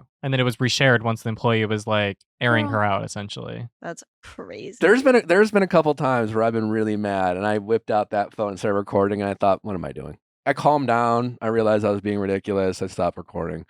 She posted it. Yeah, to record is one thing, and then to go onto the app, click the post button, click the add the video. Like that's a lot of steps. That's a lot of thinking. You're right. Yeah. Yeah. I'm just like, if this is your way of securing a storyline in the reboot of New Jersey, Girl. I don't think Jersey Mike's is cutting it. I don't know if this is securing a storyline. I think this is who they are. Yeah. Yeah. This is who This is Jersey. they are. Nia Sanchez is pregnant with baby number 4. Congratulations. We I love feel that. like Yay. I honestly am glad that this season has already wrapped because I feel like all we would hear is 4 under 4. Yeah. Like all Oh, we yeah. heard before was 3 under 3. So Congratulations. that to is them. exciting though. What is going on with Lisa Barlow and our girl Browen? So basically, Lisa has created drama out of nowhere because there was this random Twitter account that's like a Housewives, just like funny, weird, like just funny little Twitter account. And they were like tweeting up a storm, making fun of Lisa Barlow. And then Lisa responds to it and is like, "Hi, Bronwyn." Oh, like suggesting that Suggesting it's Browen that this behind the account is account. Bronwyn when it is like obviously not. I think it's called like, it's like Bethany Frankel's something. Or I saw Bronwyn reposted it yesterday being like, because Yeah. I guess her father's sick in the hospital. So she's been like taking care of her dad. And she's like, the fact that even off camera that you will go this far to make, like, I'm focusing on real life things right now. Yeah. So for you to involve me into some shit that I'm not involved with is really fucked up. And this Twitter account is like, this is the second time Lisa Barlow has thought I was Bronwyn. Is it? Should we assume that Lisa should know that Browen's going through it personally? I mean, she posted about it on her story and talks about it openly. So I'm like, it's very evident what Bronwyn's dealing with right now. But I'm also kind of like, the idea that Lisa thinks it's gross that someone would accuse her of going to a blogger to talk about Whitney or whatever. But I'm like, you're thinking that Bronwyn's going to sit there and make a fake account to troll you? Monica, maybe, yes. But Bronwyn? I don't think Lisa for a second actually thinks it's Browen. I think Lisa's just She responded Lisa's to the tweet. Twitter, she responded to the tweet with, "Hi, Bronwyn." yeah. I get it. I get she made the accusation. I get she's being messy. I think Lisa knows what she's doing. I don't think Lisa actually thinks. Lisa Bronwyn. I Barlow's think Twitter she's is one of starting- my favorite things in the world. It Yeah. is psychotic. It's so funny. I mean, she's tweeting every Wednesday night, Every Mhm. day. hardcore, She is, yeah, and it always seems like she's absolutely livid at somebody. she is. Always. I'm surprised she hasn't. I mean, maybe she hasn't. I haven't seen it because I don't have Twitter. But have you seen Brittany throwing shade at Lisa What? about sponsorships? It So was basically- so funny. So basically, we know that Brittany has the whole like bump it, high body count hair, where Lisa says you need a Kerastase. What is it? Treatment. Dermatique. Yeah. And then, so basically, a couple of days ago, Brittany posted a TikTok unboxing like a Kerastase package, singing "I'm Not That Girl," and then the caption was Someone stole my Kerastase partnership, not naming names. not naming names, Not naming but names. and then she's drinking a big gulp or like a big Wendy's drink. And we know that Lisa is the queen of Wendy's sponsorships, and she got a Kerastase sponsorship like 2-3 weeks before. But she's also putting the Kerastase on her hair wrong. Wait, so did Brittany? So Brittany did not get the sponsorship. She didn't, so that's why she. But wasn't she posted- on Watch What Happens Live saying like I got a sponsorship? That was before this, so she was like teasing it. But then, where's the sponsorship? But then got- Lisa On Lisa got it. Barlow's page. and then the direct correlation is the Wendy's drink that Brittany's Right. drinking. Did Lisa respond to this? I don't have Twitter, so I wouldn't know. Let's see. Hmm. I shall check. It's crazy that Brittany felt like confident enough to say that on Watch What Happens Live, and then for Kerastase, the brand, to then be like, "JK girl, we're gonna give it to Lisa." That's instead. what I love about Brittany. I think you can get Brittany to feel confident about just about anything in the moment. On December 18th, Lisa tweeted, "Fucking liars need to shut their fucking mouth." Yeah, just like I don't know if that's in who reference are to they? That is not in reference to Yeah. anything, but it makes me laugh. Okay, let's look at Lisa's replies. Oh, okay. So it was this is the Bronwyn Lisa thing. It's this account called Bethany's Waterbed. So it is obviously like a joke Housewives account. It was just like reposting like a New York Mag interview with Bronwyn, and it says Lisa Barlow wishes. And then Lisa said, "Hi, Bronwyn." So that's the drama there. But And then- evidently, like Browen had a full like clapback. Didn't Browen release text messages? I think she just like screenshotted it on her account and On her said- stories. on her story, and have been like Screenshotted what? the reply. What she just read, she screenshotted the tweet exchange and then was like, the fact that you think this is me is crazy. And like, Yeah. I'm going through this with my dad. How dare you, essentially. What did Lisa reply back with? Well, Bronwyn reposted a screenshot of the tweet, and then the caption on it says, "I'm not sure why we need to do this too. I am not on Twitter nearly at all, and I haven't been for a month or so. Especially now, I have my hands so full trying to be the best daughter I can to 2 very sick parents. I'm so appreciative for those of you who have reached out and for the castmates who bothered to. The rest I wish would at least leave me alone if they can't wish me well. Making TikToks about my outfits or accusations on Twitter right now, or last week when my mom was in the ICU with a brain tumor, is kicking a dog when it's already down. I mean, that's kind of fucked up. I didn't realize that Bro and his family is going through these health problems. Lisa should know, shouldn't she? Sounds like the misspoke. castmates know. Yeah, I thought it was her dad, but it's her mom. But yeah, her Oh, mom's it sounds like in like and out of both. the ICU. It sounds like they're She said both, both. Okay. both going through it. Yeah. So Well, I mean, I think Bronwyn has all we've seen this season is Bronwyn being like, Lisa, you're not as good of a friend to me as I am to you. And Yeah. I think this just further proves that. mhm. Also, scrolling through this So- Twitter account, 100% not Bronwyn. This is just a random. This is like someone like me running a Twitter account. Well, So, whoever not they are, Lisa, they're or very not excited. Bronwyn. Oh, I'm Yeah, sure. they've got Lisa in a This is tizzy. like incredible. If somebody ever accused me of being a burner account for a housewife, I would lose my mind. Maybe it's Bethany Frankel. Maybe it is Bethany Frankel. I could It picture is psychotic I enough. could picture She's in Bethany TJ Frankel Maxx. having She doesn't have time. multiple burner accounts. She's figuring that out she's what's going running. on with those drones. I will say what Bethany's doing right now is she's doing this like handbag university. So basically, I don't know if you've seen, but the Walmart Birkin has Mhm. blown up on TikTok. And like Bethany is her message right now is like, who cares what the brand is, how much you spent on it? Like as long as the bag is cute, it's cute. So she's like educating people on like cheap bags right now, which is I think commendable. But a little hero. bit. Yeah. I mean, I think people trying to make Birkins cute are wrong. The fake ones. All of them. Okay. They are computer bags. They are briefcases. They and they're so expensive. I think it's literally just to show off how much money you have. I 100%. don't Oh, think yeah. it's to be like, I have a sense of style and They are here's my investments, though. Birkin. But they're only investments if you plan to resell them. Exactly. Yeah. And most people, like myself, I love a designer bag. I love it to pass down to my daughter, not to like sell one day. You can get the You know. Kelly Birkin. It's mini. We're not selling any of them. I don't have plans to sell any of them now. if we fall in hard times. Well, yes, of course. If we Like- fall in hard times, I will be selling Keep working. my As I soul said. as well. And a Birkin is a down So- payment. So Mhm. I don't own a Birkin and I don't want a Birkin. I just think it's funny that the people who are upset that Walmart has this like dupe, hmm like come the fuck on. It's ugly anyways, you know? It is ugly. Wait, Walmart's selling a fake Birkin? You haven't seen Mhm. this? Well, Mhm. so there's people that can sell things through Walmart. So Walmart's the platform, but there's like shops. And basically there's this seller that was selling, they didn't claim it was this, but people are calling it the Walmart Birkin. Because it's the same design as a Birkin And made the of Birkin leather. But it's like people are up in $80. arms. They weren't until we haven't heard anything from them, but it's been taken off the site Who's as of them? like Like The- people who make the Birkin or like the fans? Hermes. So Hermes hasn't spoken Oh, out yeah. publicly about it, but we know that you can no longer buy it through Walmart as of like a week ago. But the people who own Birkins, We're the like ones. just like Rich people. regular They're influencer, like, "You can't rich do people that. We are got- like, yeah, how Uh. fucking dare you try to copy I us? definitely now want one of these $80 Birkin bags. Well, I did see you Do can you give buy me You one? could put your laptop in it for sure. Yeah. Can I get one? you can buy the materials on Amazon and build it yourself. Found Build. that out. Build. Yeah, they give you all of the stuff. You just have to sew it together. Do you want to do that for me? I could take a day off and do it. Paige and Craig have split. Oh, I Devastated. forgot. Yeah, That's a bummer. Sad. it is. I think it's sad just because this most recent episode of Southern Charm, he talks about like freezing his sperm because, Yeah. you know, if he were to get into like a car accident or something, God forbid. It's he- definitely giving Paige broke up with him for sure. yes. I hope he's okay. It is nice to see like two reality stars who break up. Like just handle it like adults and maturely, and obviously still have like love and respect for and each also other. not feel like they need to post a joint Instagram post with a caption, Yeah. please respect our privacy. We Yeah. love White each font. other. Like It's come with great regret and sadness Yeah, that we've yeah. chosen to end our relationship, but there is still an immense amount of love and, And respect, respect. between the two of us. Mm-hmm. Like and subscribe if These you are want very more. difficult times, but please respect Please our respect our privacy. Blah, blah, blah, blah, privacy. blah. But yeah, they did not. Well, I feel like they handled it pretty well. Yeah. Yeah. Because it was Paige on Giggly's squad. Like, Then she like kind of briefly said, briefly, yeah. "It's I don't think you over. need to We're dive in cool." it.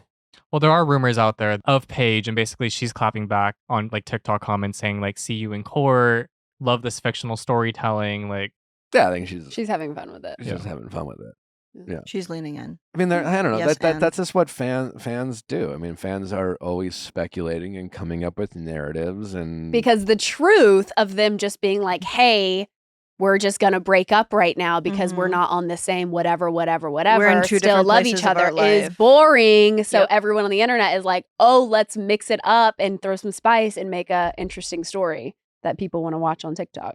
It's sad though. Yeah, I really liked them as a couple. I I know, I loved did them as too. a I only met couple. Craig once at an event, very briefly. Loved his energy. Mhm. All brief as it was. We got to know Paige. We love her. So it's a bummer to see two people you like, especially on reality TV. It's usually like, well, I really like them, but Well, it's going to Mhm. be weird too because it's like the crossover between them on Summer House and Southern Charm, I'm and he's assuming very no much more. he's very much on Summer House this coming season. So Or maybe not. Maybe we see the fallout of it. he's in the. I know. I'm just saying he's in Yeah. the preview, so that's where I'm like, even though this is done, by the time Southern A Charm year is later. over, we're I- still going to be going into Well, Summer I House. wonder Mhm. if they would edit him out as much as they could. Probably not. probably I why was would like, they? Yeah, they Good kept him in the story, Kyle. trailer, and he's got all the issues with Kyle and the drink Mm. companies, the seltzer companies. Oh, yeah. So I did see that. So Craig has like a pillow line, and if you go to like the Page collection on his website, it says Page does no longer exist or something. two meanings Mm. there. The page. Yeah. Paige's pillow. Like she has a Page collection, or she had a Page collection, but he like Took it down. took it off the page. But Did now when he? you click on the link, it says Page no longer exists. That's a reactive decision. Wait, the page no longer exists, or page no? Well, the That's page, giving- That's the double. That is giving. That's giving hurt feelings.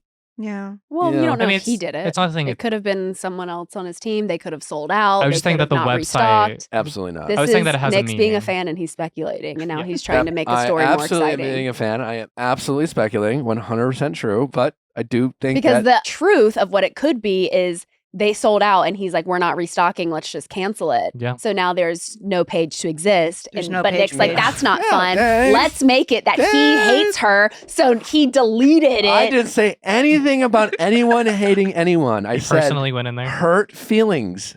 I said hurt feelings, and he's a human being. Is he not allowed to Mhm. be sad about this breakup? You're Is he- allowed to. You are allowed to delete Page's page Yeah. on the page. It is definitely not especially giving. if the page is causing you harm. Yeah. Because of Page. If it was sold out, and he would say, "Hey, we're sold out," you know, it would just be sold out. It's so popular. More in stock later. Don't worry, we're still cool. Not going to eliminate these very wonderful pillows. My love doesn't exist anymore, but your love for the Page pillow still can. He's Mhm. not doing that. No, he's just like immediately take it off the site right now. No one can have a Page pillow ever again. Well, Yeah. John Hamm is sad for Paige and Craig, which I think is pretty iconic to have John Hamm be like, Can we get John Hamm "That's on? sad. Never saw that coming." He once talked to me about the Brewers once. The Brewers. The who? John Hamm. John Probably Hamm don't is a big remember. reality Baseball TV team. fan, Yeah. Mm. and I love that. Mm-hmm. He's like, "Oh, you're from Milwaukee. How about those Brewers?" I was like, "Yeah, how about those Cardinals?" He's from St. Louis. Yeah. Yeah. Mm-hmm. I You- did sit on the plane home next to a person from Wisconsin. Oh. I thought of you. You were talking to the person next to you. I was, and I thought of you specifically. I will say I was like, I job. want to read my book, but Sure, let's do this. let's keep talking. Was it hard for you? Were you like I- itching to? I could not hear a single thing she was saying, but this older woman could hear everything I was saying. So I was like, I need to up my game. Do you need hearing aids? Apparently. Yikes. Well, Well, we are very sad for Craig and Paige. I am looking forward to when Paige starts dating again, or Craig, because that's when, if there is drama to unfold, drama will unfold. Mm. mm, I don't wish drama upon I don't. them. I do not wish Yeah, them that's drama. an icky. I don't. I don't wish them Being drama. like, I can't wait for I the know. drama, but I don't wish I don't- them I any don't- drama. I do not wish anyone unnecessary drama or hurt feelings. But if and when they do start dating, I do feel like if it were to slightly get messy, it would be then. John Hamm also did say that Dree is not doing it for him. How do you So feel about That's an that? unpopular opinion. Do you need to fight John Right For now. Hamm? Nick. I mean, I haven't met Dorit in person yet, so I don't really know. And Well, he's Yeah. saying on the show. He's- Yeah. I think she. I mean, I find her to be entertaining. I was like, she's doing it for me. Yeah. But so does he. So Yeah. Well, let's see how she's doing it for Heather McMahan, because she's also a big Bravo fan, and she is up next. With Robinhood Gold, you can now enjoy the VIP treatment receiving a 3% IRA match on retirement contributions. The privileges of the very privileged are no longer exclusive. With Robinhood Gold, your annual IRA contribution are boosted by 3%, plus you get 4% APY on your cash in non-retirement accounts. That's over 8 times the national savings average. The perks of a high-end net worth are now available for any net worth. The new standard is here. With Robinhood Gold, to receive your 3% boost in annual IRA contributions, join up at Robinhood.com/gold. Investing involves risk. 3% match requires Robinhood Gold at $5 per month for 1 year from the first match and must keep funds in IRA for 5 years. Go to Robinhood.com/boost. Over 8 times the national average saving account interest rate claim is based on data from the FDIC as of November 18th, 2024. Robinhood Financial LLC member SIPC. Gold membership is offered by Robinhood Gold LLC. Everyone knows how important it is to filter water we drink, so why don't we filter the water we shower in? Clean water is the first step to effective beauty routine, and it's a step that people completely overlook. That's why you should try Jolie. Jolie is a beauty wellness company that purifies the water we shower in for better skin, hair, and overall well-being. Jolie's filtered showerhead is best in class for removing chlorine and heavy metal.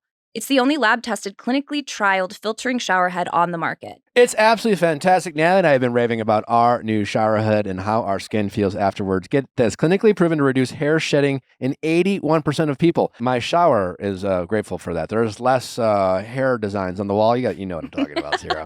You know you do it. Lab tested to reduce hair frizziness by 40%. I'm thanking my showerhead for less frizzy hair, let me tell you that. Lab tested to maintain color retention. Lab tested to protect the hair surface layer. So much you could do from better water in your shower. Jolie showerheads have a beautiful, sleek design, the perfect combination of form and function. They fit all showers and give you strong water pressure. Jolie will give you your best skin and hair guaranteed. Head over to jolieskinco.com/VIALL to try it out for yourself with free shipping. And if you don't like it, you can return your Jolie for a full refund within 60 days. No questions asked.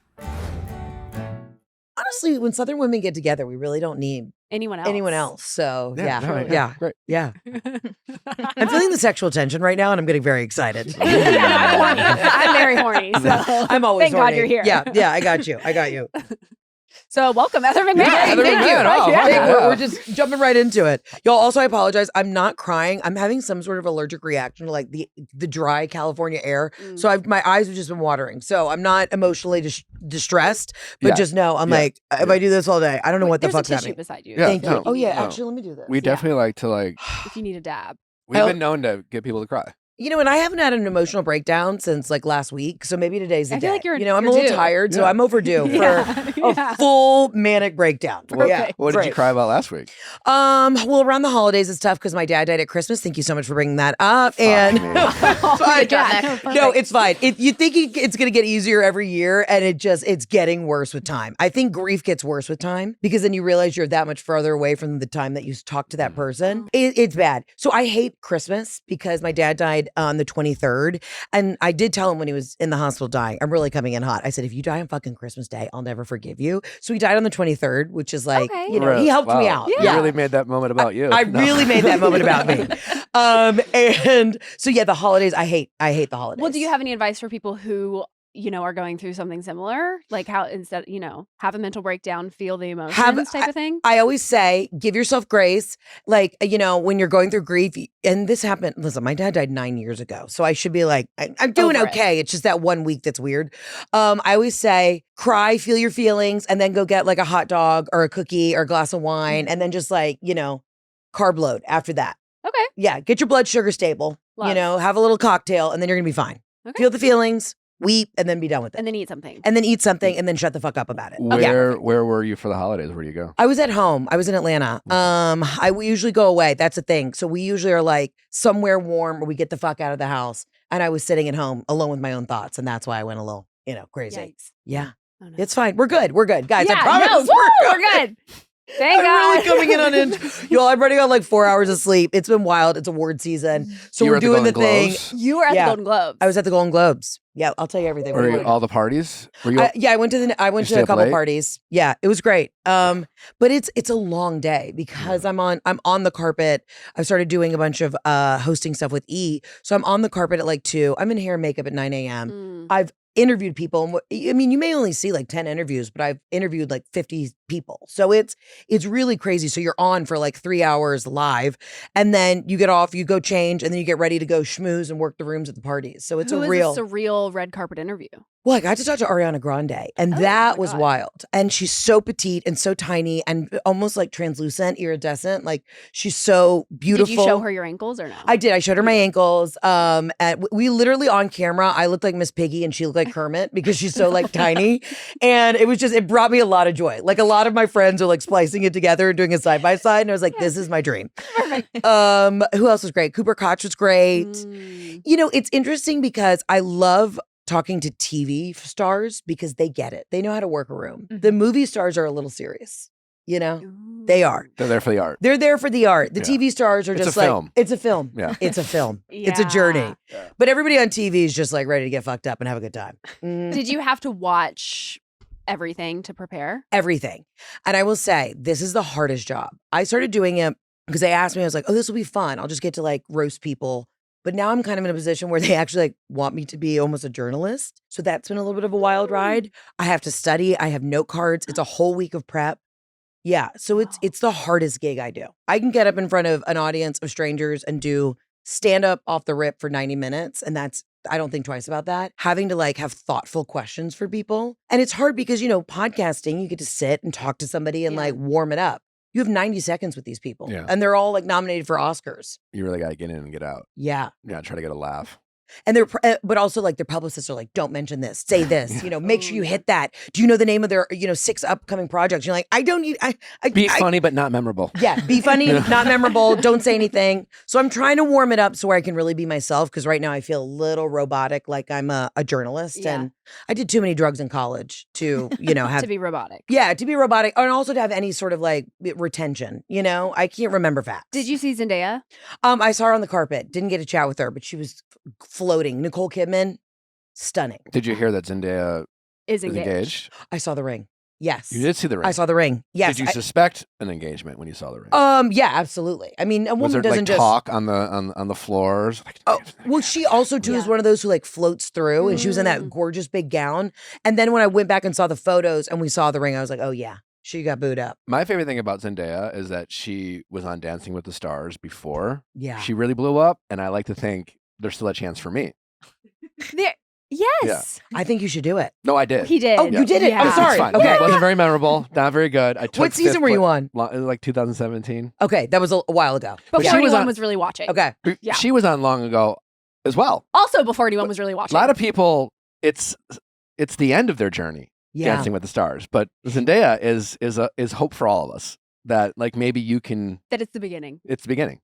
Didn't she say that really stressed her out? I think I heard a quote where she was like, this was a part of my life that was really stressful and she took it a little too seriously. Maybe I know I did. Yeah. I would love to do Dancing with the Stars. One, because I think I would crush. Two, I Let's would put it like out to be there. paired with like a very petite ballroom male. You know what I mean? So I would really like to have that moment. I think Like we can make this Sasha. happen. Yeah, I think so too. Yeah. But then it's also like a lot of work. Like, I mean, how many Oh, weeks is yeah. it? How many weeks did you make it? I don't remember. I took. You're like 4 days. no, I went pretty I far. think it was like Yeah. 6. I Didn't you do was like eliminated six? with Nancy Kerrigan. Are you Yeah. fucking kidding me? So like I was at her level. I just want to point that out. Yeah. Wow. Yeah. Yeah. Well, I am wildly impressed. That's pretty good. Well, that's Yeah. yeah. It was like I don't know. It was like 6 weeks or something. Okay. I don't know. It was a ton of fun. You absolutely should do it. Very nerve wracking. Yeah. I honestly the dancing in front of the live studio audience. Mhm. That's what freaks the shit out of you. At least for Right. me, I'm not a professional performer. That kind of psyched me out. Maybe you being a comedian and selling out large theaters will help you. That I struggled with that. It's very it's not the same as shaking your ass at a wedding. right. It's very like 1, 2, 3, and so like it's like steps. choreo driven. and it's very that was nerve wracking. I had a hard time looking like I was having fun Right. Right. while I was 'Cause dancing. you were dead 'Cause there was a lot of like, oh my god, like a lot of that. Yeah. But Well, yeah. I just really thrive in glitter and sequins and feathers and any sort of tight lycra. Oh my God, so I every think week? once I would put on the show suit, I would just come alive. and the designing team there, Yeah. phenomenal, fabulous. Thank God. We had As so long much as it's fun. custom. Yeah. Because I'll tell you what, being bigger than a size for in this business, it's tough, you know? I mean, trying to even get dressed for these award shows. What it did is you wear wild. yesterday? I keep wearing this brand Tadashi. It's this amazing designer, and Octavia Spencer wore Tadashi when she won her Oscars, and they're like not expensive dresses, but it's beautifully made, and it's for great. It's for all body types, but it is wild, y'all. Being in Hollywood, my actually, God. but Oh it my did not God. photograph well. It actually had a cool corset, and it did not photograph. I looked 9 months pregnant there, but it was actually really beautiful in person. You look insane. Thank you. That looks great. Wow. Purple is your Thank color. But I'll tell you a little Hollywood secret, and I'm here to. It sounds like I'm really coming in with negative energy. I'm not. But the amount of designers that say that they make sizes for everybody, when you call to get dressed, they do not. So I want you to know they're all fucking liars. Yeah, they're all liars. So They're they all put fucking- it on their runway to be like, this is what's coming. Yeah, and then When they they don't- say and they're everyone, like, they mean they have 3 friends that look the same as them. Exactly. Yeah. Yeah. They put it on the runway, and then they're like, yeah, we don't make size, sample sizes, or we don't ship those sizes. So it's kind of bullshit. So shout out to Tadashi. Thank Well, you. Octavia Spencer is also, she went to Auburn. She did go to She Auburn. is a huge Auburn fan. Like, has said War Eagle in her Yeah, hell yeah. Oscar-winning speeches. I Just saying. met her backstage at this thing with Reese Witherspoon, and she has a house in Mississippi, and I have a place in Mississippi, and we were chit-chatting about it, and I was literally like, I'll see you in Mississippi. She's like, we might have to wait to go to Mississippi for a minute because, tensions are high. Yeah. Settle Yeah, down. we'll circle back. Yeah, for we'll sure. circle back. We'll circle For back. sure. Yeah. Well, your Netflix special was... I have one on Netflix and then one on Hulu. It's confusing. It's confusing. You know what? I was at the Netflix party last night and I was like, guys, my latest special came out on Hulu. What are we doing? Like, nobody knows what's I happening. didn't be here. Yeah. Yeah, well, But I got a few. Yeah. Well, the one that we watched Yeah. was on Netflix. Okay, great. Then you watched the old one, Oh. the first one. Hulu. Was I Hulu? It was Hulu. Yeah. Was I in a denim dress or a No, black? we watched- Denim. we watched Denim. the Hulu. Okay. Denim. Okay. Denim. Denim. Hulu. Yeah. You're, Yeah. Bopping around. yeah, Flipping my hair, talking about flipping VJs. your hair, talking about VJs. So that first one on Netflix, I talked about my dead dad. So I'm glad you didn't watch Okay. that one. I'm glad you watched the Hulu we one. probably I know, would have and I gotten wouldn't a have little started the different. whole- yeah. If we had watched Netflix. So thank God. I've been like, don't Yeah. ask her about Christmas. Yeah, we were yeah, on yeah. Hulu. Yeah. No, honestly, whenever you started talking about how when giving blowjobs, Uh-huh. we're not, the last thing we're thinking about is what we are doing currently in that moment. We had a talk afterwards. Yeah. How did you feel about that? Did I kind of I was like- expose it? She was like, oh my God, that's not true. I was like, Yeah. Yeah, I had a little bit more of a visceral reaction than he was expecting. Mhm. So yeah. I we was did like, have to have a talk. oh, I thought you meant that. No, we do not. No. Yeah. It is a means to get what I we need and suspected. want. Yeah.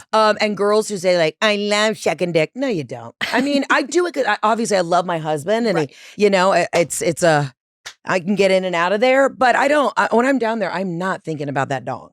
I am Absolutely checking things not. off the list. Hell, Did I yeah. take my SSRIs this morning? I'm writing my grocery Like, list. Yeah, In my head is the grocery list. yeah. I mean, that makes sense. I don't feel like men are like What? thinking about what's down there. All right, so yeah. When What are you're- you thinking? What about are you while thinking I'm sucking about? Your dick? I'm not like, wow, what a really great vagina. Okay. Like, when Oh. I'm down there. Oh, okay. Really? Well, we've never Oh, I'm so insulted your sorry. dicks. I've never been like, this dick fucking sucks. Oh, This great. ugly ass All dick. I have is a great vagina. It's great. You had a I'm not- great dinner the I'm other not- night, and my vagina is great. Yeah, Along with like your we Jimmy do not John's like sandwich. how you approach No, that. I'm- All right. I'm Fucking sorry. I'll kidding. shut the fuck Wow, up. wow. No, A great vagina. Cool. It the- birthed your fucking child. So like, Actually, that is what I was you're saying. good to know it's Your great. pussy is perfect. Okay. Yeah. Thank you. No, we're Actually, that's what I'm thinking. Still got it. Yeah. You know, like, Mhm. For sure. I'm like, wow, how would she do this? But when you're down there, are you not like thinking about filing your taxes or what's going on in that brain? Listen, you don't even have to answer it. We already know there's not a lot going There's on in not most men's a brains. lot. There's not a lot. It's more like, I hope you like it. That's what I was gonna say. I feel like Like they're like it. thinking like about themselves and their performance. Yeah. They're like, okay, I think that. Oh, was that a move? Yeah. And we're I'm like, the fucking man. is this you know, over with? like, Yeah. But here's the Yeah. thing we all know we're good at what we do. mhm. And I had to, a confession, I got my neck done for Thanksgiving. So that's why if I seem a little stiff, I had a little neck procedure. And so I'm really off the table. Like I can't give a blowjob for like another month and a half. How was he feeling was about that the doctor's orders? Doctor's orders. Well, I couldn't have sex for like 4 weeks, and I'm still very swollen. And I came down the stairs when I got the clear, and I'm a very horny person. I was like, this was the first day post surgery. They like put on makeup and like tried to feel like myself.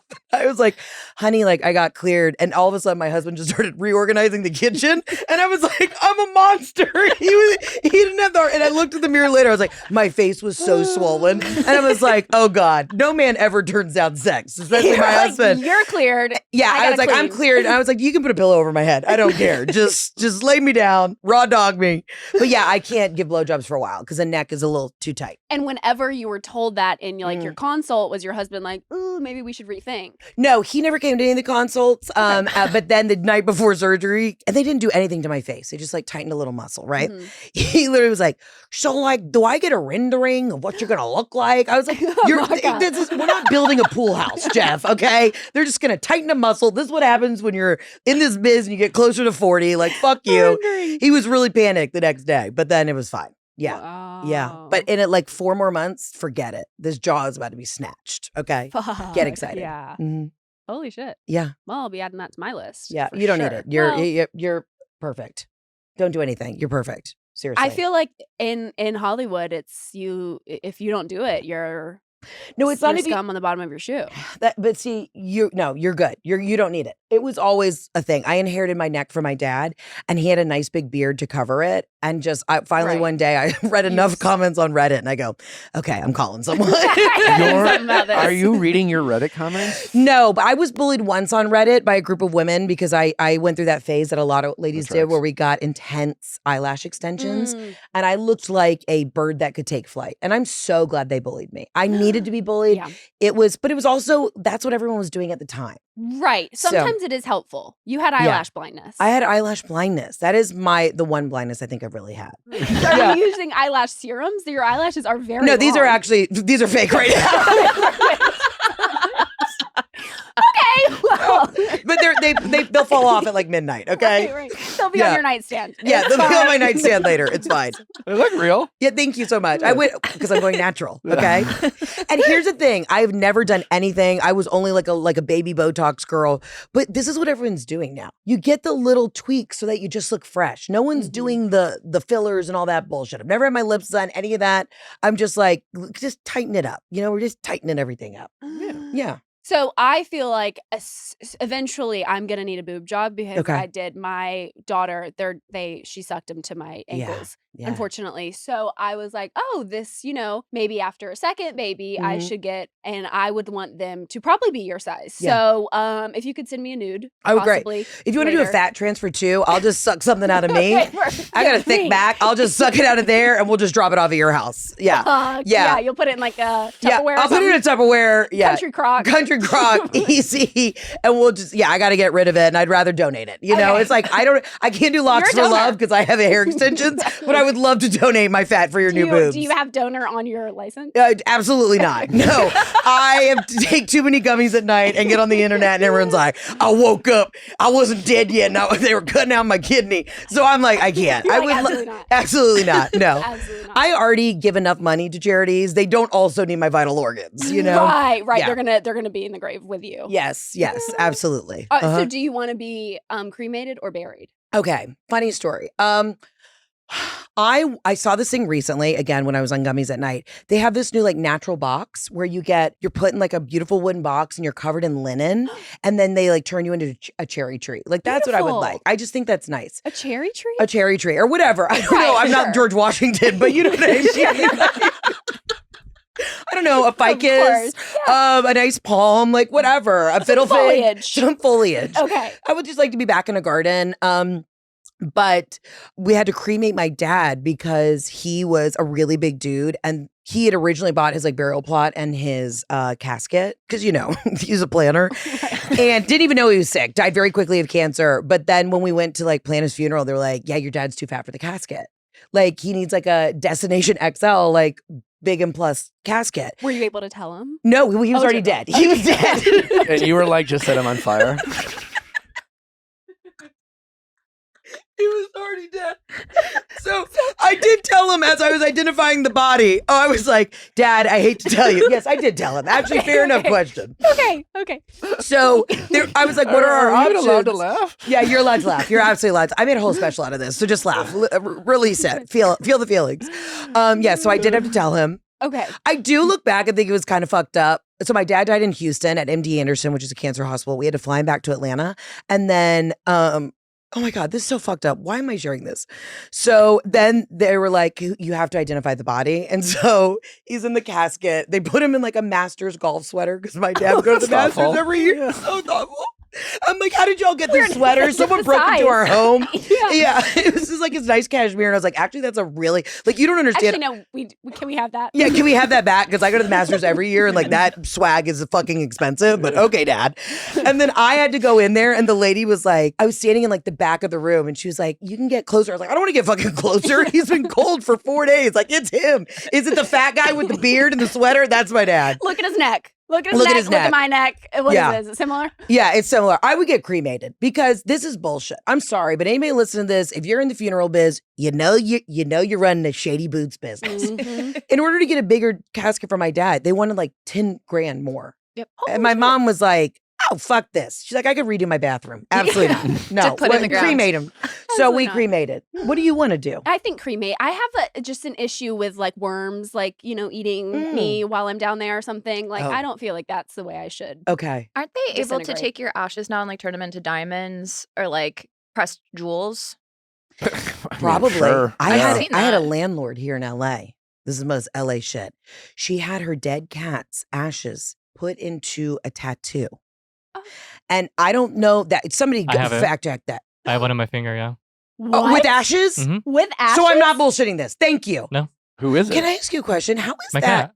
Your How did cat. that? How did that setup happen? You have to find like someone that does like spiritual tattoos or like indigenous tattoos, and then they'll do it for you. They just sprinkle a little bit into the ink, and then I think it's a beautiful thing. Oh, it is a beautiful thing. I was just a little concerned because her cat died from like a horrible disease, and I just got a little nervous Yeah. about that.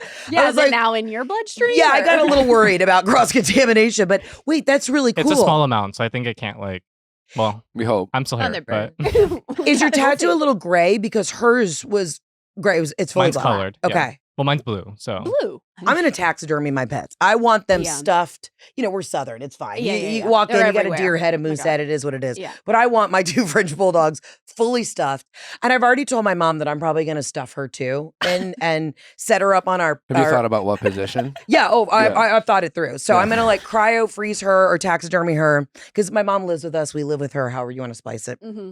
And we have this obnoxiously huge island in our kitchen. And she sits there every morning and I come down the stairs. And as soon as I hit that bottom step, she's like, Heather, let me show you something I found on the YouTubes. So I feel like I'm going to have a little button that as soon as I hit that step, it'll say that. And she's just sitting there with a glass of wine, So she'll always be in a bar stool. she'll always be on our bar stool. So you'll only have like 5 accessible to other people. Exactly. Exactly.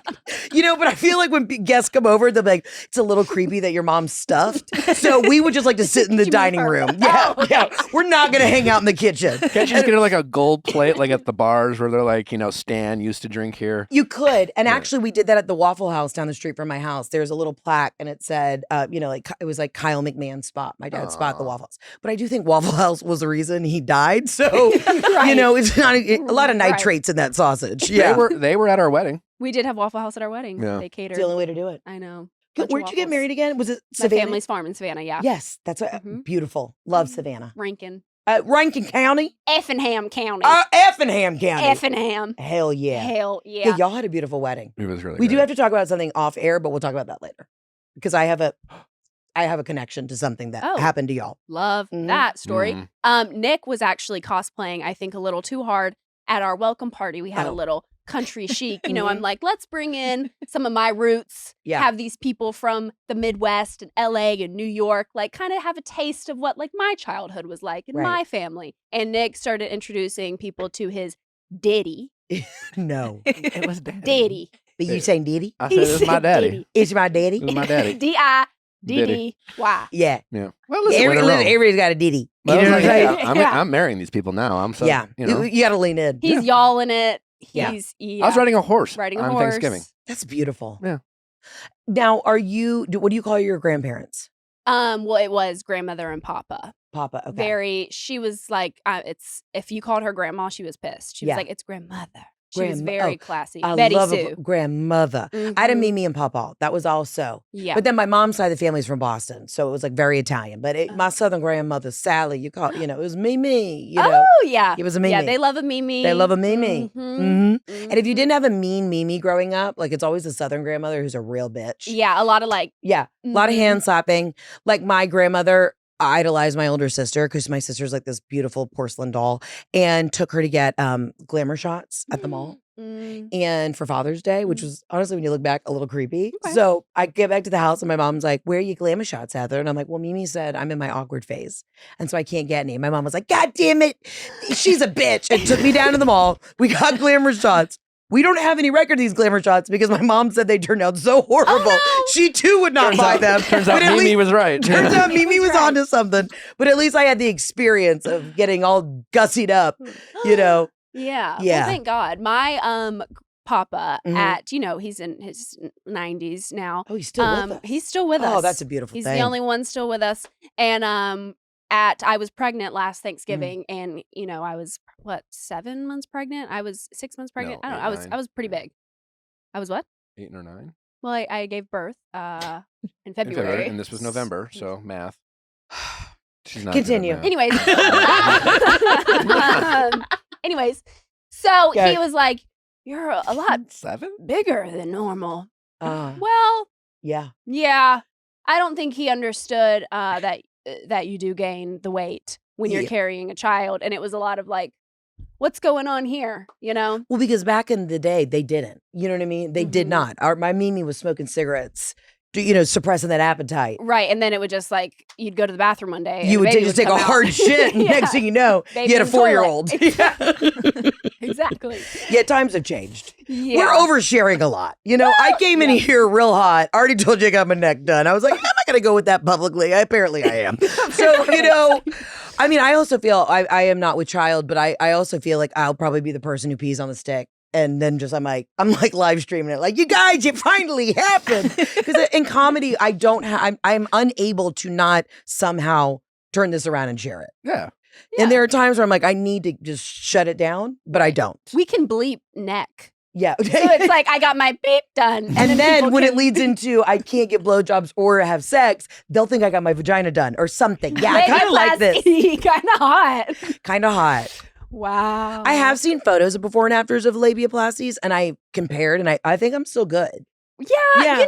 I feel like they look maybe worse after. Maybe. Maybe. Some would say. Yeah. With the wrong doctor, maybe. Yeah, if you're gonna listen, ladies, if you're listening, if you're gonna get your vagina fixed, make sure you do your research. Like maybe I wouldn't go to like No discounts. No coupons. No. I Oh, just yeah. I wouldn't go to like a dermatologist, Like I'd probably go to a Don't go to a podiatrist. right. Because this may be something that you don't know, but like the dentist will do Botox. And dentists are the only ones who you should allow, other than plastic surgeons, to do Botox because they know every muscle in the face. But I've gone to some shady places before I knew any better. And they're literally like, it's an orthopedist who's like doing filler. You don't want that. You don't want You that want to at go to a all. specialist. Yeah. And I feel like if you're not going to a specialist these days, Yeah. maybe you just deserve what came out. Yeah. I totally agree. If you're getting your nose job done by someone who's not specializing in nose jobs, like that's why it looks like that. There was actually a big thing in my town in Atlanta. There was a guy who was a ophthalmologist. He was an eye doctor, and he ended up giving everybody these like botched facelifts. Oh, it like made national news. Yeah. Like Yeah. on purpose because he didn't know what he was doing. He didn't know what he was doing. He just thought he'd make like some quick cash, but people got like really destroyed. So do your research. Don't do too much and do your research. That's all I'll say. Are you watching Housewives? Do I watch Housewives? Honey, I've been on oxys for the last 2 weeks. I have literally been laid up, ice in my neck, wrapped up, being like, let me catch up on Beverly Hills. I watch it all. You watch it all. I watch it all. Are you a big pop culture just in general? Yeah, I eat it up. You eat it up. Yeah. Oh, yeah. What's your favorite, like, most wild story you're following right now? Housewives or... Well, Salt Lake City just keeps getting better and better. And you know what? They really, they're worth every penny. Mhm. I'm gonna say something publicly. I'm gonna get in trouble. New York is just a fucking Trash. snooze for me. No, we gave up. Yeah. Yeah. I gave up. We I gave said it was up. boring and gave up. Yeah, unless it is old white women around 65 Yes. fighting over, the last truffle fry in the Hamptons, Mhm. it's never gonna hit for me. You want to No. feel the hate. I want to feel the hate. Yeah. I want to feel that they're all about to get canceled. That's why we tuned in to see Ramona and Sonia and Luann just at rock bottom, you know? Right. Exactly. Not like a fake prank. Yeah. Oh, a That's fake going prank. on for too long. Yeah. It's that's when I gave up. I was like, this isn't for me. You anymore. still have Luann trying to work. She's sleeping Yes. with the guy from Southern Charm. I saw No, that. Southern Hospitality. Hospitality. We watched episode 1. Did you watch that at Mm-mm. all? I'm not caught up on that. We just started. We just started. We Yeah. were like, let's see, Let's give it see. a try. Yeah. Yeah. We met And- Joe Bradley at an event, and he Yeah. was like, "Hey," Hey. and we were like, "All right, we'll see what it is." Wow, you we know? really sold it to you. Hey. Luann did try to take me home one night long time Really? ago. Mhm. Let's talk about that. Yeah, we've talked about Okay, it. okay, Yeah, yeah. it was a long time ago in Chicago. It was fresh off me being on The Bachelorette, and she was with some friends in Chicago, and On a scale of 1 to 10, how tempted? 0. 0. Okay. Yeah. All right. She looks good in She person. was lovely Yeah. and wonderful, and she's a beautiful woman. And it was just like maybe not. It wasn't the time for me. And she was like, It Were was. you- He was on his period. Yeah. Yeah, he was bleeding, so he was like, and he didn't shave his pussy that day. So She he was was a like, little- I haven't shaved. Honey, I haven't and I'm shaved my bleeding. pussy in 10 years. Okay. she had started the night earlier. I wasn't really at her level. I was Yeah. like going to a place called Stout Bar, which was like just very. It was a Stout bar in New York? Chicago. Oh, Chicago. Sorry. And she's like, I'll go there. And I'm like, I don't think you want to Yeah. go here. Yeah. And then I said goodnight. Were you outside like sharing a cig with her? Is No. that how the interaction started? No, it was at this place called Italian bar, RPM? RPM Italian. Yeah. Oh, yeah. Yeah. Shout out to Juliana and Bill. Yeah. I mean, they were smart. They really. The way they did that Yeah. branding with the restaurants and RPM Italian's It's fantastic. fantastic. Very Anytime I play Chicago, you bet your ass I got a resi at RPM. Yeah, every time we go back, we go back. Great there, so, seafood tower, one of the best. Oh. Yeah. Yeah. Yeah, but I'm really into Salt Lake City. The fact that Mary was sitting at dinner in where were they? Puerto Vallarta, and she thought she was eating pastrami soup. Yep. And they were like, it's minestrone soup. But also, who's eating minestrone soup at the beach Who's in eating Mexico? soup at all? I was very, unless it's gazpacho, I don't know what we're doing. So I was very confused by all of that. I did watch What Happens Live with Bronwyn and her husband. And Oh, you did. yes. Oh, yeah. And I gotta be honest with you, he was lovely. So I don't know. I see. I told you. Yeah, I I think so, too. think that obviously he's the villain, Mhm. but they were lovely and they seemed very in love. And Bronwyn was a doll. So She was a doll with us. She is Yeah. a doll, and she shared some light into their relationship on Okay. the most recent episode. so I'm not caught up. Well, I saw the one on the boat where they were chit chatting. Yeah, the one on Yeah. the boat where she's like, "Yeah, That's the so most he recent, cheated on right? me." Yeah. Yeah. I don't know why have we not had 2 episodes? They Yeah. don't- Did you wait? They He don't post accidentally during cheated on me. Christmas. It was like he was texting emotionally or or something, something. and Gwen, her daughter, saw, and then we had Heather and Whitney Yeah. be like, "Let's fucking kill that bitch," There's and the- then we had. The ring with 5 promises. Oh yes, Oh, he the gave her promises a ring ring. with 5 diamonds after. I need a second, guys. What is life? What is life? The way she just threw that in was like, she's fucking rich. Sorry, She's they're so rich. fucking rich. They're so rich. She's like, yeah. Yeah. And like he did that, and then he just gave me like this ring with 5 diamonds in it. Yeah. And it was and 5 then let me things he- talk about it on national television. And then let me talk about national television. Mhm. And then to my knowledge, she does kind of do a backtrack Okay. where she's like, no, it wasn't like cheating. Where are y'all getting that from? It was She was like, sobbing on that speedboat after 10 margaritas and definitely said he was cheating.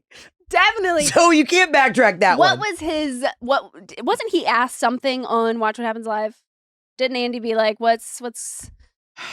Are you?" I'm usually pretty hammered when I do this, so I don't remember Okay. much. Yeah. Great. Okay. They were lovely though. I mean, when I was talking to her, she was like, wait till the season unfolds. Like Heather and I are really going to go at it. And people think I'm Heather Gay all the time. Do they? Yeah, and Heather Gay's been so sweet to me. But I was at a restaurant in Denver at Quality Meats, and I had a show that night in Denver. And I'm standing outside waiting on my car, and this woman walks out, and she was like, Heather, and I turn around. She goes, ugh, you're not Heather Gay. And I said, oh, I'm so sorry. No, I'm not Heather Gay. And she goes, I heard there was a famous Heather out there. Ugh. And this fan was so upset that I was not Heather Gay. I mean, from the back, we both have blonde hair. And I was like, no, I'm so sorry, ma'am. I was like, would you like a hug? And she just walked back to the restaurant. I was like, okay. Fantastic. Yeah. So no selfie. Yeah, no selfie. Yeah. Perfect. Salt Lake City is doing the Lord's work. That's all we need to know. They are carrying, I believe, the entire franchise. How are Beverly you- Hills is a good Beverly Hills is really close good. second. Beverly Hills is good. How are you feeling about Dorit's like single era. This is the first time I've liked Dorit. Same. This is the first time I've been like, I connect with Dorit. Mm-hmm. You Yeah. actually believe what she's saying this season. Yeah. Last season, I was like, I don't know, fashion. I don't Yeah. know. And I feel like she's dropping the accent a little bit. Like when she's arguing with people, Yeah. she's getting a little bit more Connecticut. Yes. Less like Cotswolds. Woman you of the know? world. Right. Yeah. Denise is coming out, not Dorit. Exactly.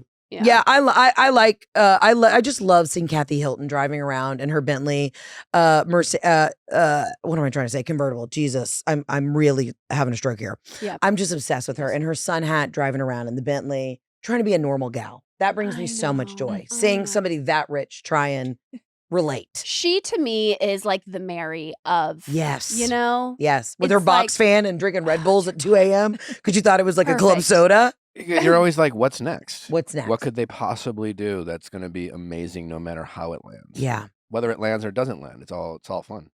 And I love that Kathy Hilton keeps pushing like Hilton products, like as if we've never heard of the brand Hilton Hotels. Yeah. You know, they're always doing a product placement for Hilton, and I'm like, I'm pretty sure Hilton's I'd like doing to talk okay. about my new Yeah. line. Yeah, you ever heard of it? A Hilton Hotel? Like, yeah, Wasn't Beverly Hilton? Isn't that where the Golden It Globes was, were? The Golden yes. Globes were? yeah. We got ready. I spent the night there. A lot of things have gone down at the Beverly Hilton, so I was definitely hoping there were no ghosts in my room. Oh So my yeah, God. yeah, but Did it was you great. Feel any? No, I did thing? not. But You they didn't. had the heat blasting, and I just got to You say felt some something. sweat.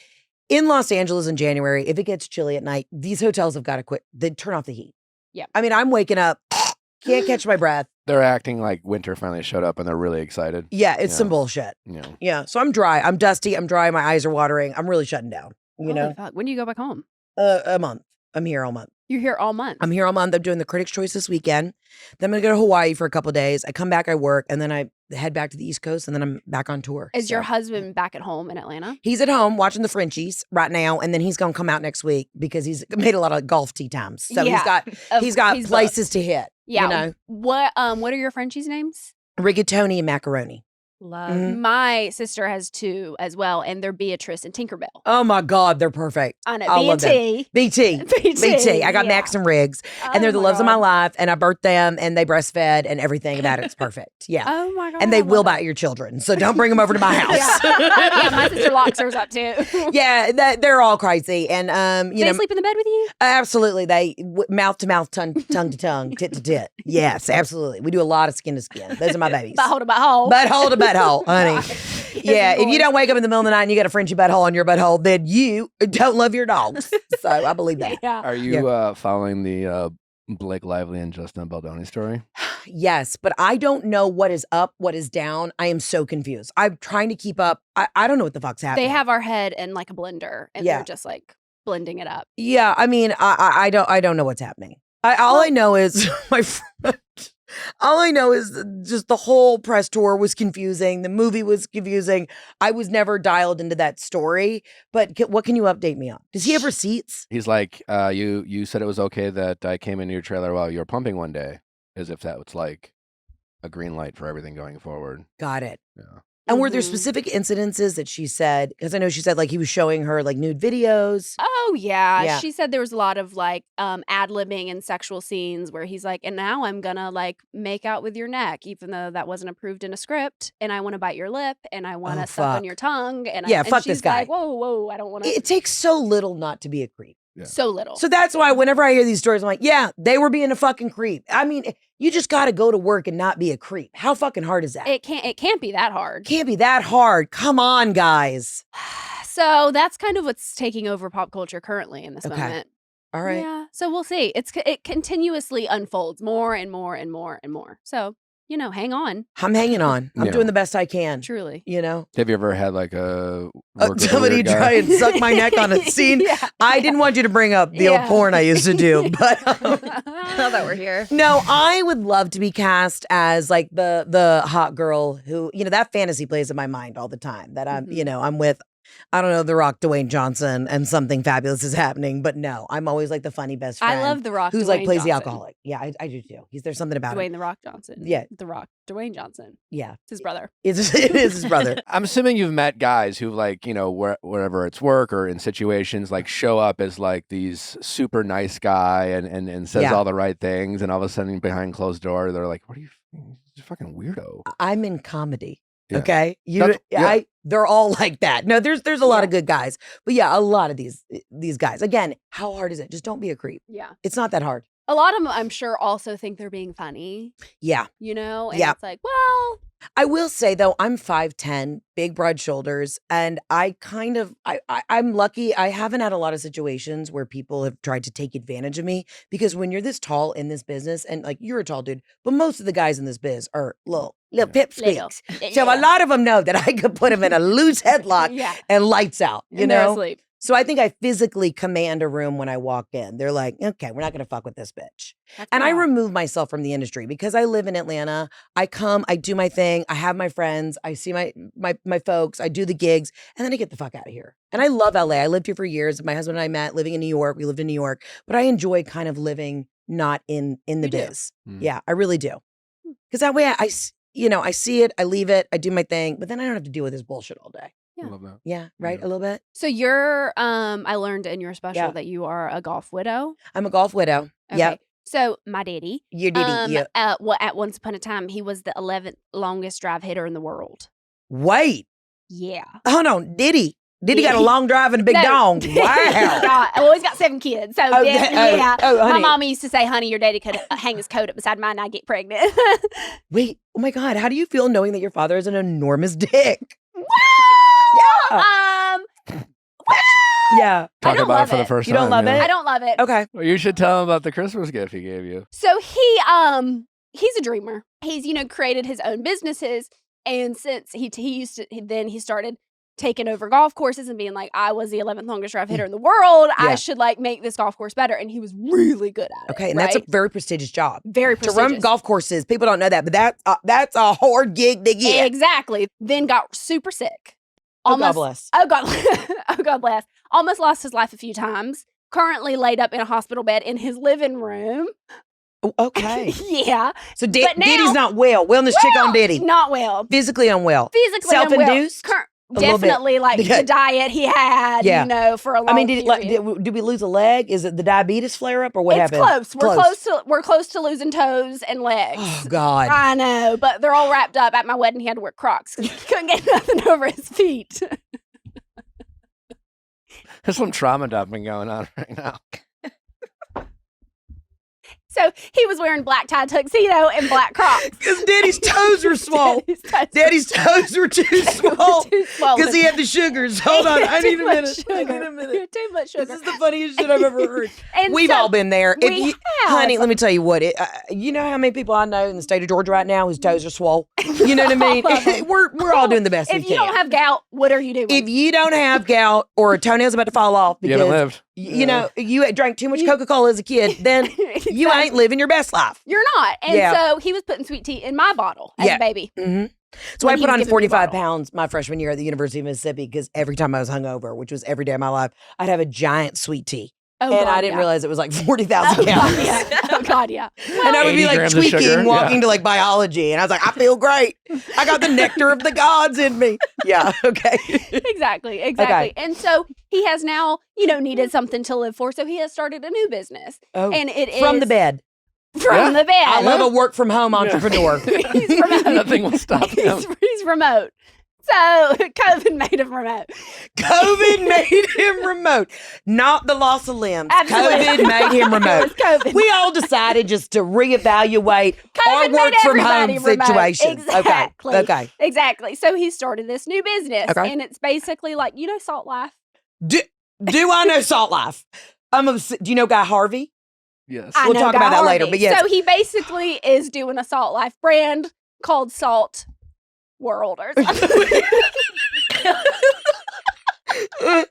I can't catch my breath. Boating shirts with some big logo on the back. Well, he with had the bad to sell leg. his boat because they had to pay for some medical expenses. So he gave me this shirt from his brand. It's like all these Yeah. names of these boats. And people name their boats weird shit. Oh, I already have my boat name picked out. What is it? So my podcast called Absolutely Not, but I would get it absolutely KNOT, like a nautical knot. Absolutely not. Oh, that's yeah, good. Yeah, That's thank good. you. I thought about that. That's That's Thank really you. good. Yeah. Thank you. Okay, continue. Okay, my brother Tony probably knows. This Says that these got yellow comfort colored t-shirts. I know they're very soft, so I already know They are. It's got, given a dry fit material. I love some that. would Oh, say. I love dry fit. It's breathable. It's breathable. Yeah. You know what I love? Breathable. It wicks away moisture. Oh, thank God. You know he did his research. You know who did his research? Did he? Because you know what he was doing? Laid up on the hospital bed and had his computer because he's working remote. He had plenty of time to finger some samples, He did. call some people over in a couple factories abroad. I love that. And he was making everybody hats, But what kind of hats? baseball caps. I'm sorry, like a fitted, like a nice trucker? Yeah. No, he wouldn't do trucker because he thought that truckers were like not. No, it's definitely a .org. And then there's a link to a child obesity charity that you think he's If you get one letter finagled everybody. wrong, yeah. You think you're donating to chubby kids, but it's actually you're buying merch. I don't believe he has a website, which I feel like is his first mistake in business. And you have 6 siblings? I do, yeah. So somebody in the family has to take this upon themselves to run this empire. And unfortunately, I said, does he have a website? My brother put laughing emoji, not yet. Okay. So we're working on it. Listen, I don't have free time, but I could take this up as my new gig. He also because- gave you a very beautiful Christmas ornament. Yes, he did. So my dear grandmother passed away I'm so 2 sorry. years ago. Okay. Thank you very His much. mama? His mama. Okay. Betty Sue. Grandmother. Hell yeah. And so for Christmas, he gave me an ornament Uh-huh. of her where she's not smiling. And it says, I'm always with you. Absolutely not. Absolutely not, because I just said that twice. Y'all owe me $20. Wait. It's just a big glass ornament with Big a glass. picture of her in it Mm-hmm.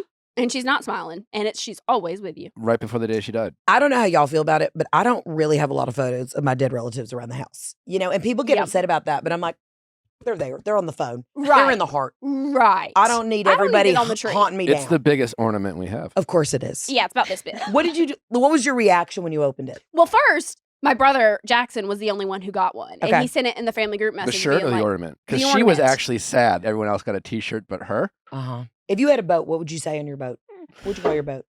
Oh my God, I haven't thought about it long enough. Okay, I- well, I'm just saying these are things Well, that you need to technically, know. we have a boat. We have a pontoon boat. But it doesn't have a name. No, We Where's gotta your name boat? Wisconsin. Oh, hell yeah. Could we talk about Wisconsin? Yeah. it. You like Wisconsin? I love You gonna Wisconsin. come to the lake house? Would love to come to the lake house. And as an entrepreneur, as a real estate mogul, I think I need to start getting some land up north. I'm Oh, feeling yeah. Wisconsin and Michigan Mm. moment. We have some perfect lake property we'd love to talk to you about. Really? Yeah. I'm dead ass. I am trying to get all the cool people I know to buy property on the Okay, lake well then house. sold. Because I keep telling my husband, I'm like, what we need, it's getting warmer. You know what I mean? Also, is the Yeah. heat on in here? My God, no, I'm yeah, sweating. It's all light.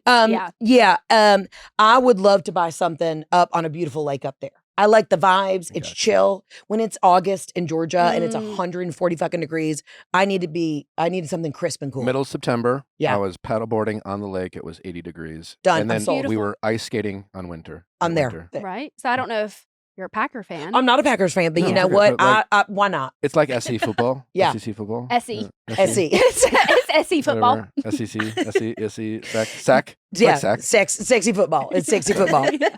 You know what? Listen, everybody else all over the country is just jealous. People try and talk shit about the SEC. Y'all are just jealous do. that we have a community and we're fun and we party and all the girls are Mhm. cute and the Mhm. guys all look like our ditties. And they're all wearing loafers. they're all wearing loafers. And God, when I look back at some of the guys I dated at Ole Miss, I'm like, what the fuck was I Yeah. thinking? It is weird though. Like the guys look the way they do and the ladies look the way they Yeah, do. It's it definitely is. a huge like. Yeah. Yeah, they're bred differently for sure.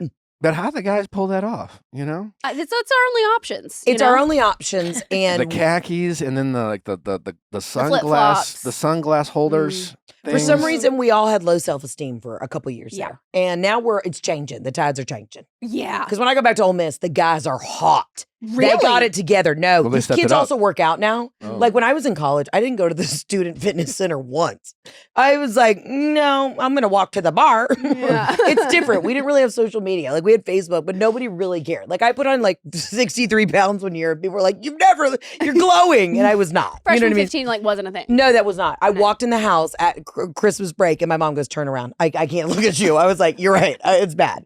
I didn't know how to blend a smoky eye. I had no eyebrows. So I was thriving. I didn't know any wiser. But like now the kids have the TikToks. You got to be hot. You have to be The hot. guys That have to is be so hot. true. The girls, everybody, it has to be equal now. Yeah, that is Yeah. so true. Were you where'd you grow up? I grew up in Atlanta. In Atlanta. Yeah, I grew up in Okay. Atlanta. And were you going to bars at Like 11? I Yeah. sure was. Okay, I sure perfect. was. As was I. Thank you As for bringing was up I. my old habits. No. I had an older sister and she went to Georgia Tech. So I would literally go down to like the fraternity parties and I'm, a sophomore in high school and just got my braces off. But I'm like, my titties are coming in. So I was lurking at the You were parties. popular. I was the predator. Yes. Predator. Yeah. Oh my God. We were partying. We would go up to Athens. Like all of our friends, older siblings were in Athens. Like we were, we were Oh raging. my God. So that's why when I got to college, I obviously had a good time, but I wasn't one of those kids who like went off the deep end because I was like, guys, I've been doing this. I was like, I showed up with the menthols. I was like, y'all don't even know what we've been through. Exactly. That's why I feel like I was able to get married and have a baby at 25. Yeah. Well, technically 20. How old was I when I got pregnant? 24? I don't know, 25, because I was in the bars and partying at 11 years old. So I was like, I've done that. We've lived the lives. I've lived the lives. I'm now tired I'm ready. Now I'm ready to settle down at the ripe old age of 16. Exactly. I'm ready to be a teen bride. Exactly. Teen mom. I am. And I am. And, I feel like we have a mutual hatred for Alabama. We do. But I love Coach Saban. I do. Because I'm going to tell you, here's the thing. He Don't likes get the angry. comedy. He's great. And I love his daughter. She's a friend of mine. And I love Miss Terry. I love them. I made a lot of jokes about them in my special, but it's because it comes out of respect. Yeah. So you can't not like the family. But Alabama fans are fucking crazy. And they haunt me and they say roll tide in my comments. I'm like, we haven't played y'all in like 3 years. Like, let it fucking go. What are we doing here? They killed our tree. They did kill your tree, Toomer's Corner, right? Yeah. Yeah, and I think that was they didn't. It was just some psycho redneck Alabama fan. Mm-hmm. I mean, in Tuscaloosa's, it's not a great town. And then they're going to come for me. Why am I saying this? I'm going to lose an entire demographic of my fans. But yeah, no, I mean they came for y'all, and it wasn't nice. They killed your tree. They killed our tree. They poisoned our tree. They're slowly destroying our ecosystem. Yeah. One by one. One by Alabama fan at a time. Well, they weren't good this year, so. They weren't good. And honestly, I think it's karma, and they deserved it. And we were good. And yeah, we And choked a Auburn's big never dick good. at Florida, but we should have been in the playoffs. I do strongly feel it that way. Yeah. Well, we're never good. Yeah. You guys came back a little bit. Oh, that's okay. You have our old coach. You do. Really? I think you got our hand-me-down. Who's your coach right now? Coach Nutt? Nut. Nut. Who's your No, not who's Nut. Auburn coach? Malzahn? No. No. Who is it? No. War Eagle. War Eagle. We're not good, so I haven't been watching. Houston Nutt. I think you have our old coach. Can't be Houston Nut. Gotta be Hugh Freeze. Hugh Freeze, our old coach. Houston Nut. Yeah, sorry. We had Houston Nutt. He left. How's that? How does he feel with that name? Well, actually, we used to have towels born to be a that coach. we called them nut rags, and we would spin them in the stadium. So honestly, Wow, great branding yeah. and marketing. No, that's As a huge. guy, how do you feel about these NIL deals? I'm definitely an NFL guy over a college football guy. No, sorry, the NIL deals. Yeah, them paying the Oh yeah, college the men. kids. Oh yeah. Sorry. I mean, I'm honestly fine. Yeah. Fine with it. I'm glad the kids are getting paid. I'm glad the kids are getting paid I too. mean, the NCAA was definitely like organized crime. Yeah. A lot of rich old men just like making a lot of money over athletic kids who like couldn't Really afford creepy. lunch Yeah. or like would get in trouble because someone bought them a dinner. Uh-huh. It seemed kind of weird. I don't have all the answers. I'm sure there's a lot of like Yeah. gaps and I don't know if it's like done good for the sport, but whatever. Yeah. Did you see Baby Girl? I haven't seen Baby Girl yet. Are you waiting for it to get on? on the streaming. On the streaming. On the streaming. Yeah, I am. Well, here's the thing, because when I got my neck done, I wasn't really able to leave the house that much. So I had to watch stuff from home. But Baby Girl's on the top of my list because I love Miss Nicole. Oh, and so do I. And I also Yeah. love an erotic thriller. I love erotica. I'll tell you what, I love to listen to erotic books. And me that's too. something my Mimi used to do. She used to always read the romance novels. I remember Yes. picking one of those up when I was like 10 and I was like, Mimi, this is steamy. Oh Yeah. my God. Now Yeah. he's reading them now. Yeah, Yeah. well, I have to go in and out because sometimes I do, in fact, need a break. My Yeah. clit needs a break. Can I be honest with you? That is, if I ever ran for president, that would be my platform. I'm Heather McMahan running for president and my clit needs a break. Every woman in America does feel like our clit needs a break sometimes. And sometimes it does. It does. It does. Yeah. Yeah. So I do have to take breaks from my erotica books and Yeah. music and TV shows Yeah. and movies. Now, and when you go to look at porn, what is your girl on girl. girl? Oh my God, I don't need to see a Same. dick. Are you Same. kidding me? Wait a minute. I'm so glad we can discuss this Yeah. because you want to know why? It's like they're both attractive. Exactly. I've never had like a lesbian tryst. No. It's just everyone seems pleased. Exactly. So if I see a sex scene and it's some guy with a barbed wire tattoo who immediately starts like making skull fucking a girl, I'm literally calling the cops. Exactly. I'm like, who are these actors? This is not consensual. Everyone's ugly. I hate them and I report them. Exactly. I leave a 1-star review. Exactly. The second a hand is on my head, absolutely not. I'm out. I'm out. I'm out. I'm out. I'm out. Yeah. So girl on girl, because I don't need the aggressiveness of the man involved. If everyone's just seeing like they're petting some kitty cats and having a good time, I'm like, you know what it is? I think I just figured it out. Because as women, we're so high strung, we're so overstimulated. It's like you finally see two women relaxing. It's not even anything sexual. It's not like, it's like I don't want to stare at a vagina. You're just like two women working on their mental health. No, literally. It's watching two women finally take a fucking break. That is porn for us. Maybe that's why it does nothing for me. Yes, it is. Yes, that's probably They why. seem too relaxed. They seem too relaxed. Now, what's your porn style? I'm not talking. You come on. Okay, fine. This is Spill 10 it. minutes. Spill it. Spill it. I don't know. Like He doesn't watch man, porn. woman, you know. Not gay shit. Don't worry about that. That's it. Man, woman, definitely straight sex. Never. Never. Two dudes. If I saw two dudes in the same room, Exit. even if they were just circle jerking, I'd be like, report. Yeah, that's great. That was just such a great response. We felt it. We got it. When I found out my husband's porn, I was very relieved though. It was just kind of a little boring. And I was like, oh, that's nice. It wasn't like stepdaughters, fucking nanny. No, absolutely not. Okay. No, there was no weird, like, you know. It's lot the of weird titles that headlines freak out me the there. fuck out. It's the titles. And anytime it's like young, I'm like, whoa. I go, whoa. How young? Why are we even saying that? That freaks me the no. Whoa. I literally type in mature lesbians who both have mortgages on homes. Like, that's what I'm looking for. I don't want Fiscally anything. responsible. Fiscally responsible. Has 401k. Has 401k, above the age of 35 or bust. I absolutely am not. I don't understand this. I mean, people are sick fucks. Sick fucks. Sick fucks. Sometimes when I will like see Nick or catch Nick, or maybe he's like, I'm like, oh, let me look something up on Google quick on your phone. And it pops oh up. my God, and it pops up. I'm like, read that out loud to me. That is my favorite way to humiliate myself. Please out read that loud. loud. And it's like, I love to squirt 3,000. Okay. And then I turn to him and I go, On cat sitter. And it's like, really? I want you to say it. I want you to She say it has out done loud that. She has done that you wanted to watch the cat sitter squirt across the room. Yeah. Yeah. Yeah. Yeah. Wow. Say it. It's like Say it out It's loud. like in front of the class too. Yeah. No, I have to say it out loud. My favorite thing in the world is to catch my husband jerking off. It brings me so much joy. I laugh about it deeply for days. What is his reaction? Is it like a little boy? Just Ooh, you got me. Do you- Like, there's love on the floor. Do you also just look at him and go, Yeah. And I and usually walk away and just with such shame? in Oh, your I eyes? literally close. I go, are you for real right now? I'm like, my mom's home. Okay, you're love it. disgusting. Are you being serious? There are days where I'm like, I'm home. And I go, I'm just like putting up the dishes. You could have fucking texted me and we could have done this together.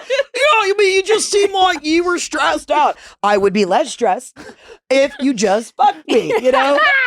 Yeah, no, he has a setup. I'm working actually on this whole new bit, but he has a full setup where like he's got like the iPad up, the phone, he's got the lotions, the potions, he's in the chair, the towel is adjacent. He's multi-streaming? He's multi-streaming. Oh my God. Because you got to squirt across What the is screen.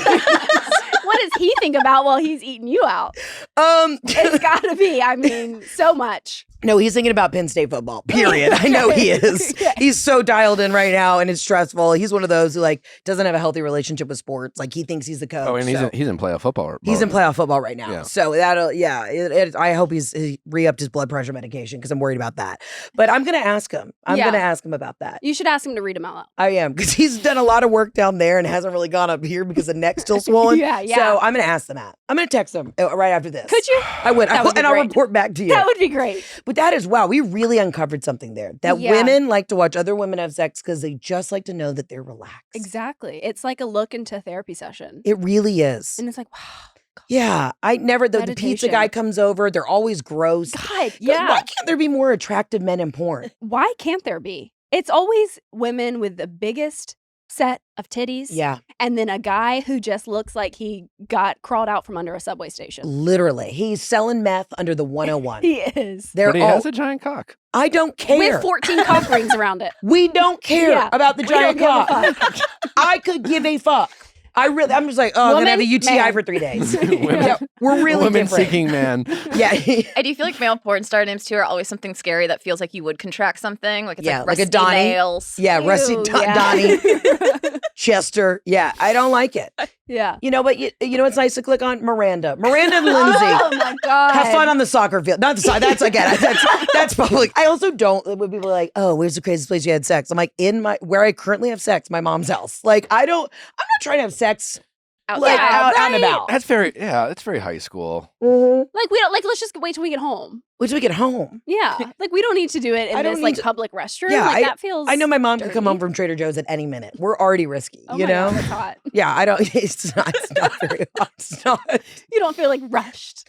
Oh no, I do feel hot. I feel rushed. I Yeah. feel sweaty. I feel stressed. Yeah. Our daughter was conceived with Nellie's mom there. Okay, where was she in the home? I Sleeping? believe she was sleeping. Yeah. Okay, Or maybe she wasn't sleeping. Maybe she was just in the bedroom next door.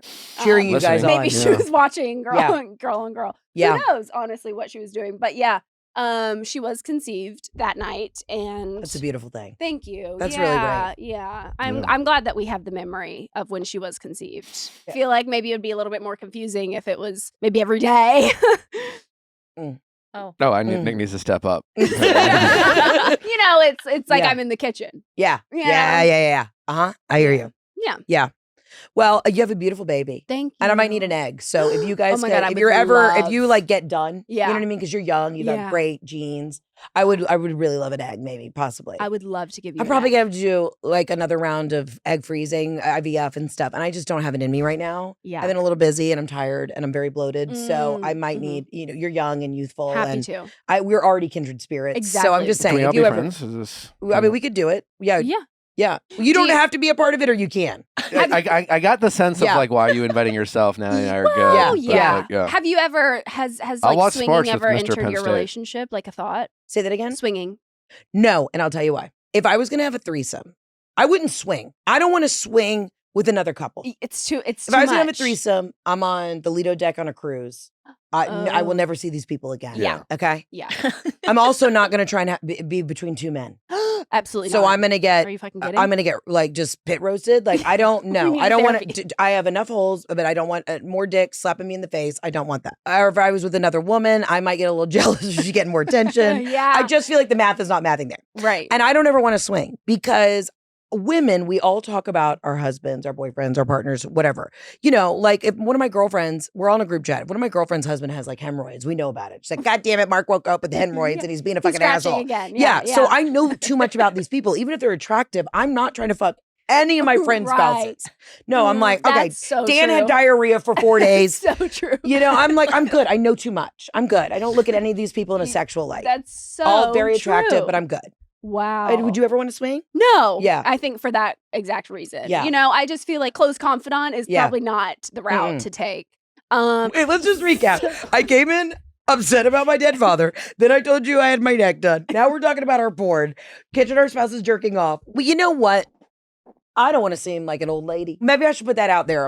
Maybe I add that to my vision board. Anybody would like to have a threesome? Just let me know. It's Yeah. I probably won't respond to the DM, but I'd just like to know that people want me. You know what I mean? 2025, right next to the green juice, right next to the Pilates board. All that. everyone- Just let me know Yeah, if the you'd ever consider farmhouse. fucking me. I would really. I just need that. I just want to fill my spirit with that level of confidence. Okay, perfect. great. Heather, you're awesome. You guys are great. Thank Oh you my for having God, me. We love you Thank so you so This much was for a lot of coming. fun. I So much really, fun. I Please love come y'all. back. Yeah. Yeah. Love you. Anytime. Where Love you. can promote everything you're doing? Yeah, I got a tour coming up. Get your tickets at heatherandtour.com. It's the Bamboozle Tour. And I got a podcast and, I don't know. What's the name of the podcast? Absolutely not. Thank God. Okay, I think I said it 5 times, so I think somebody's Okay. got to pay me money for that. So yeah, Okay, yeah. okay. But yeah, check the podcast out and come see me on the road. Can we come see you on the road? Absolutely. Okay, thank God. I'll get you tickets to the LA show. Got you. All right. Well, be sure to check out all of the great stuff Heather is doing. We appreciate Heather coming on. Also, thank you to Emily Baker, who also joined us as well. We will see you back on Thursday. Bye.